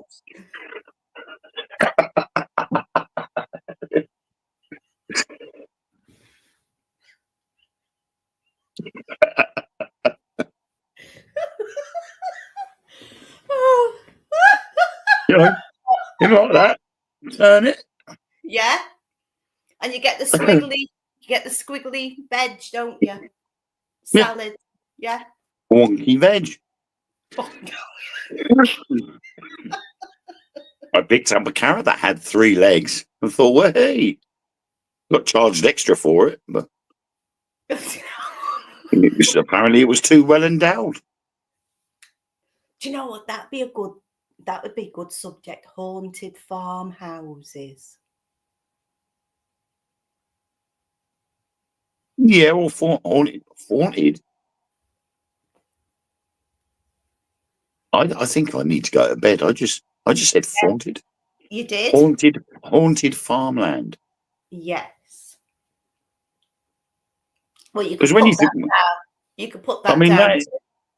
It's looking at it and you think to yourself, well, you think farmland that has been farmland as far as anybody can remember would go back and would have so much history in, because obviously at some point it would have been a battlefield. Yes. Yeah. Planes could have crashed there during the war. Mm-hmm. You know, not a lot of people around here know that during the First World War, a Zeppelin crashed just down the road from me. It was a German Zeppelin crashed during World War One. Have they still got it on show anywhere? That No, hardly anybody knows about it. You don't know about it unless you go through the history books. Yeah. You know, it's not something that people really talk about. It's a lot of history around my area that you don't hear people talk about. You've got to search for it. Yeah. When I was younger in primary school, my mate lived down a road in our village that overlooked what is now allotments, used to be farmers' fields. And I remember my nan and my granddad saying that there used to be dogfights over this village during World War II. So obviously, you have a dogfight, planes are down to come down. And my mate, when we went round to my mate's house, and we were messing about down the bottom of the garden that joined onto the allotments. And he went, "Oh, shit, I've got something to show you." Walk over to this tarpaulin, and he pulls it up, and there is an entire tail fin of a German bomber. Wow. Sitting under this tarpaulin. And you could see where the bullet holes were. There was the swastika was still on the back of the tail fin, bullet holes all through it. And he was like, my granddad put that there after the war. He said, "Nobody just got away."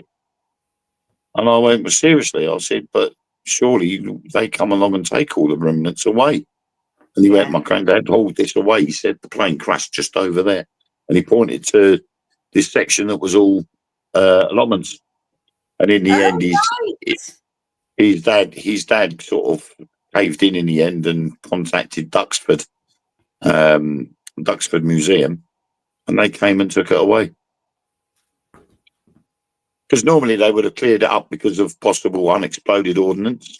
Yes, yeah. So they normally cleared things up when they'd crash. The fires would be put out, and then they'd come and pick them up. But his granddad was a bit quick and thought he'd take this souvenir. Yeah. And then when his granddad passed away, his dad was like, well, what the hell am I supposed to do with this? So he ended up contacting Duxford Museum, and they took it away. They got to see it first. I think it's great that they've kept that. Yeah. Yeah. It's part of history. Well, it is. And you've got to keep it. You've got to keep everything. You can't just let it go. It's part of what we have become from that. Yeah. And I think as well, it's also sort of part and parcel of our history. And they don't, round here, the older generation that remembers all of that is getting few and few. And there's no one left here to tell those things. No, not at all. And So, I bet that's why you'll do all your stories and stuff like that, because it keeps it. I mean, some of my stories that I've written or I've got planned to write are all based around something that somebody has told me of their experience, or I've got one that is based on an old friend of mine and my mum's, who was in the Desert Rats during World War II.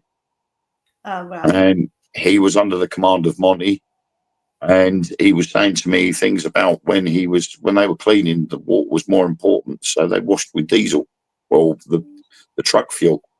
Yeah. And they were told, when you finish cleaning, let yourself dry off for 15, 20 minutes first before you light up a cigarette.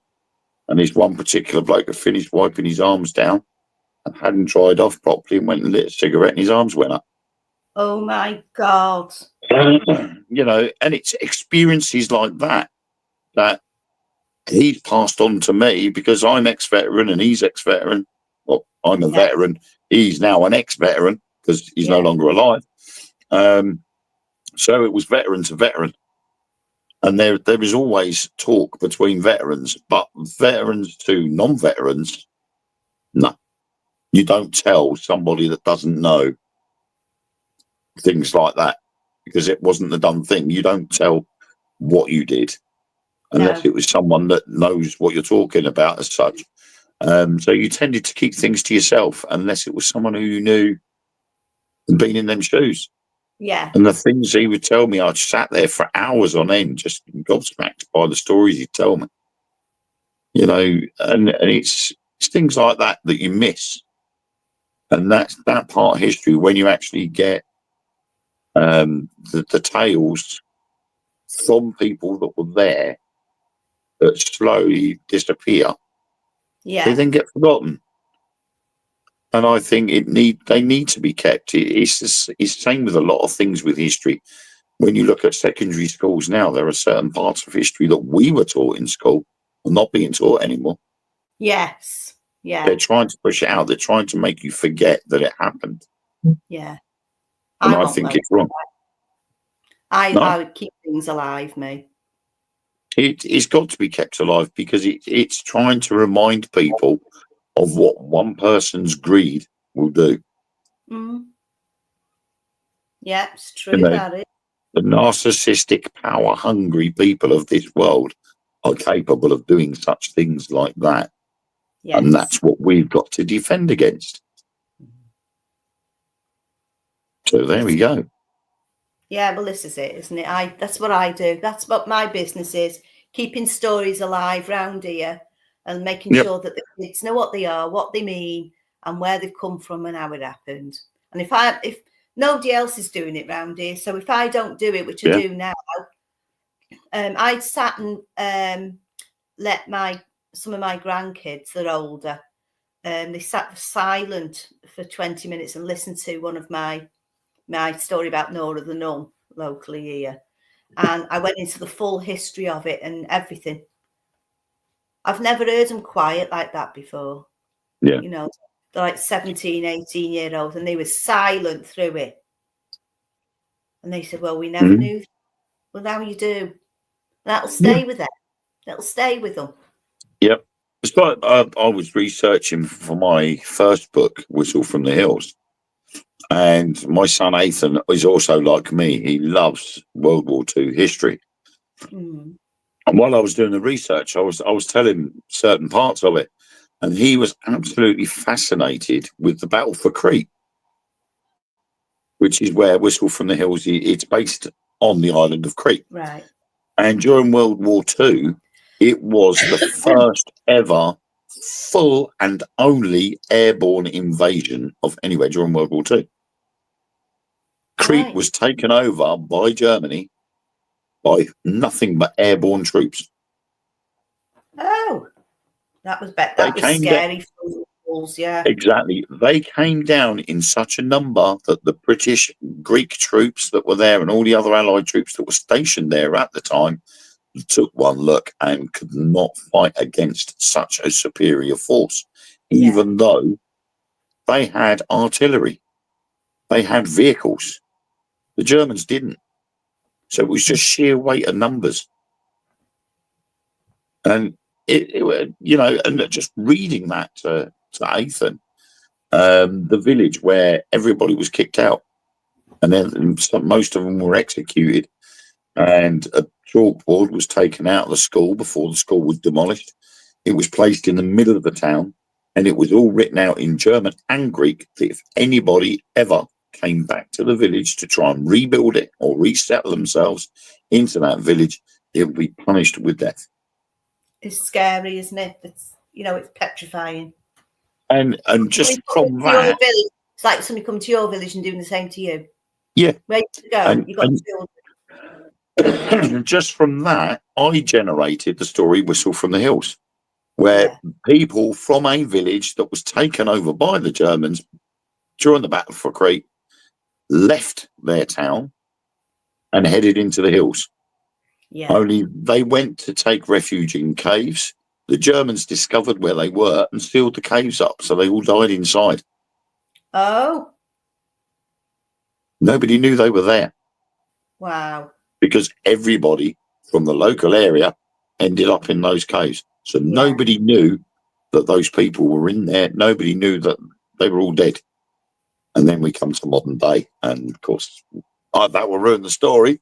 Can't do that. But have you got your books there as hand, Wayne? No, I haven't, because I've got them all packed up for next weekend, which is annoying. Oh, hang on. The time that then. Hang on. Off it goes.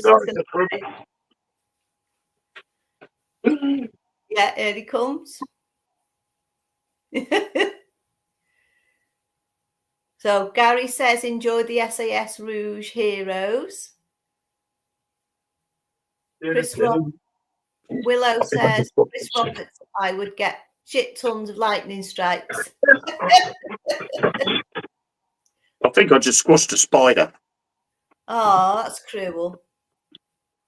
So, okay, so this is my first book, Whistle from the Hills.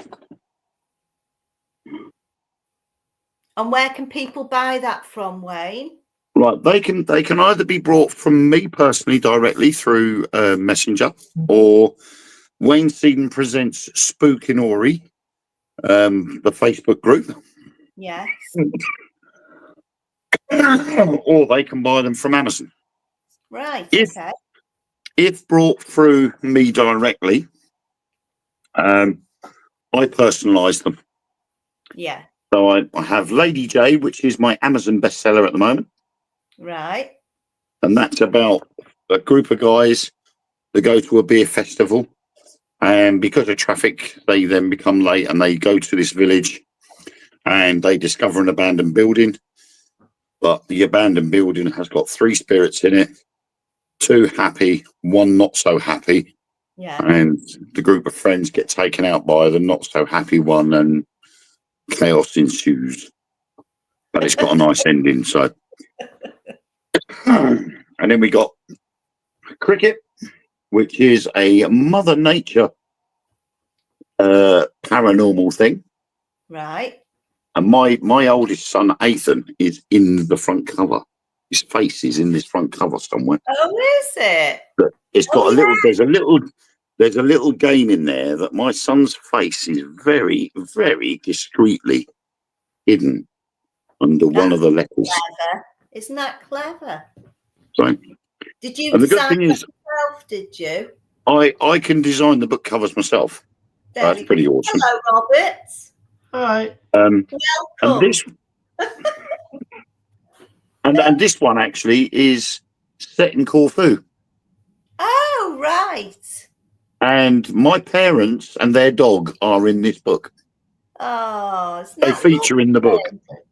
Cool. So the family that goes to Corfu in this book, they actually drive past my mum and dad and their dog going the other way in their car. Yeah. So, and then we have Job Done.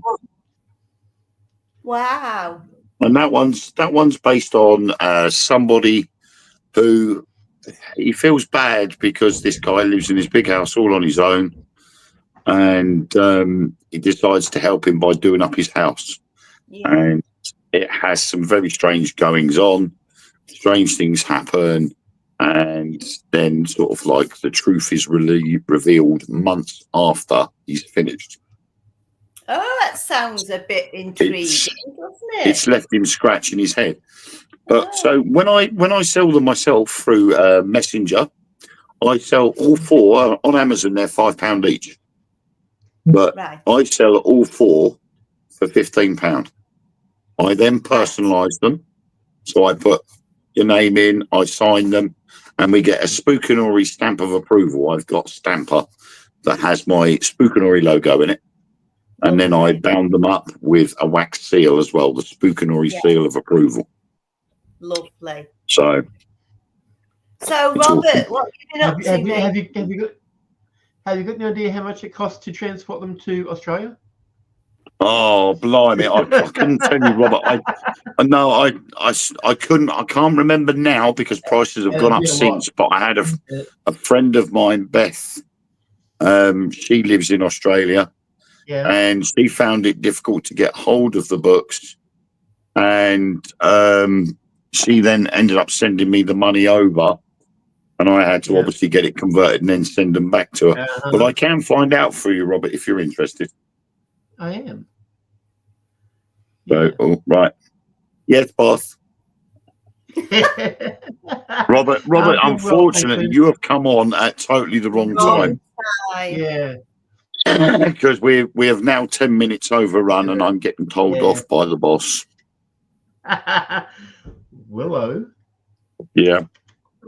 The boss has spoketh. So unfortunately, Robert, it's great for you to have popped in.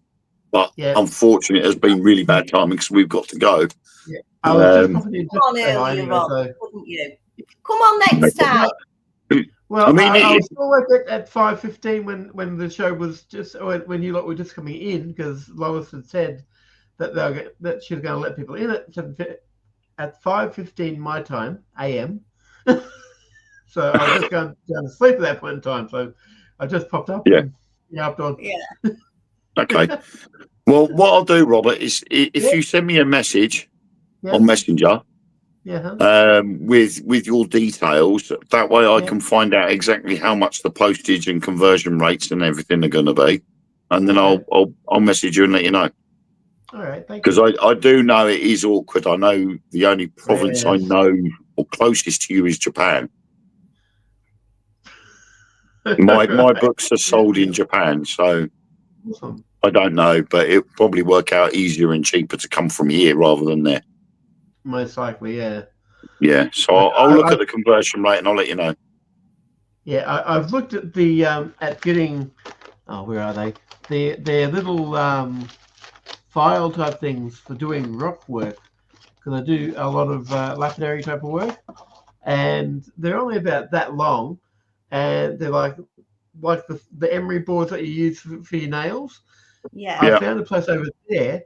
They were selling them for I think about £15 per pack of 6, but the cost of the postage was about £70. Wow. Yeah. Yeah. It's like it's not worth it. No. Well, I'll look and see what the postage is of the books. And if Okay. it works out cheaper to stick them in with the books and have them sent Yeah. over, I'll let you know. Could get around it that way. Yeah. So, right, I actually okay have then, some folks. here. So, yeah. All right. Yeah. Catch you later. All right then, everybody. Thank you all for popping in, and see you soon. Yeah. Yeah. Bye-bye, everyone.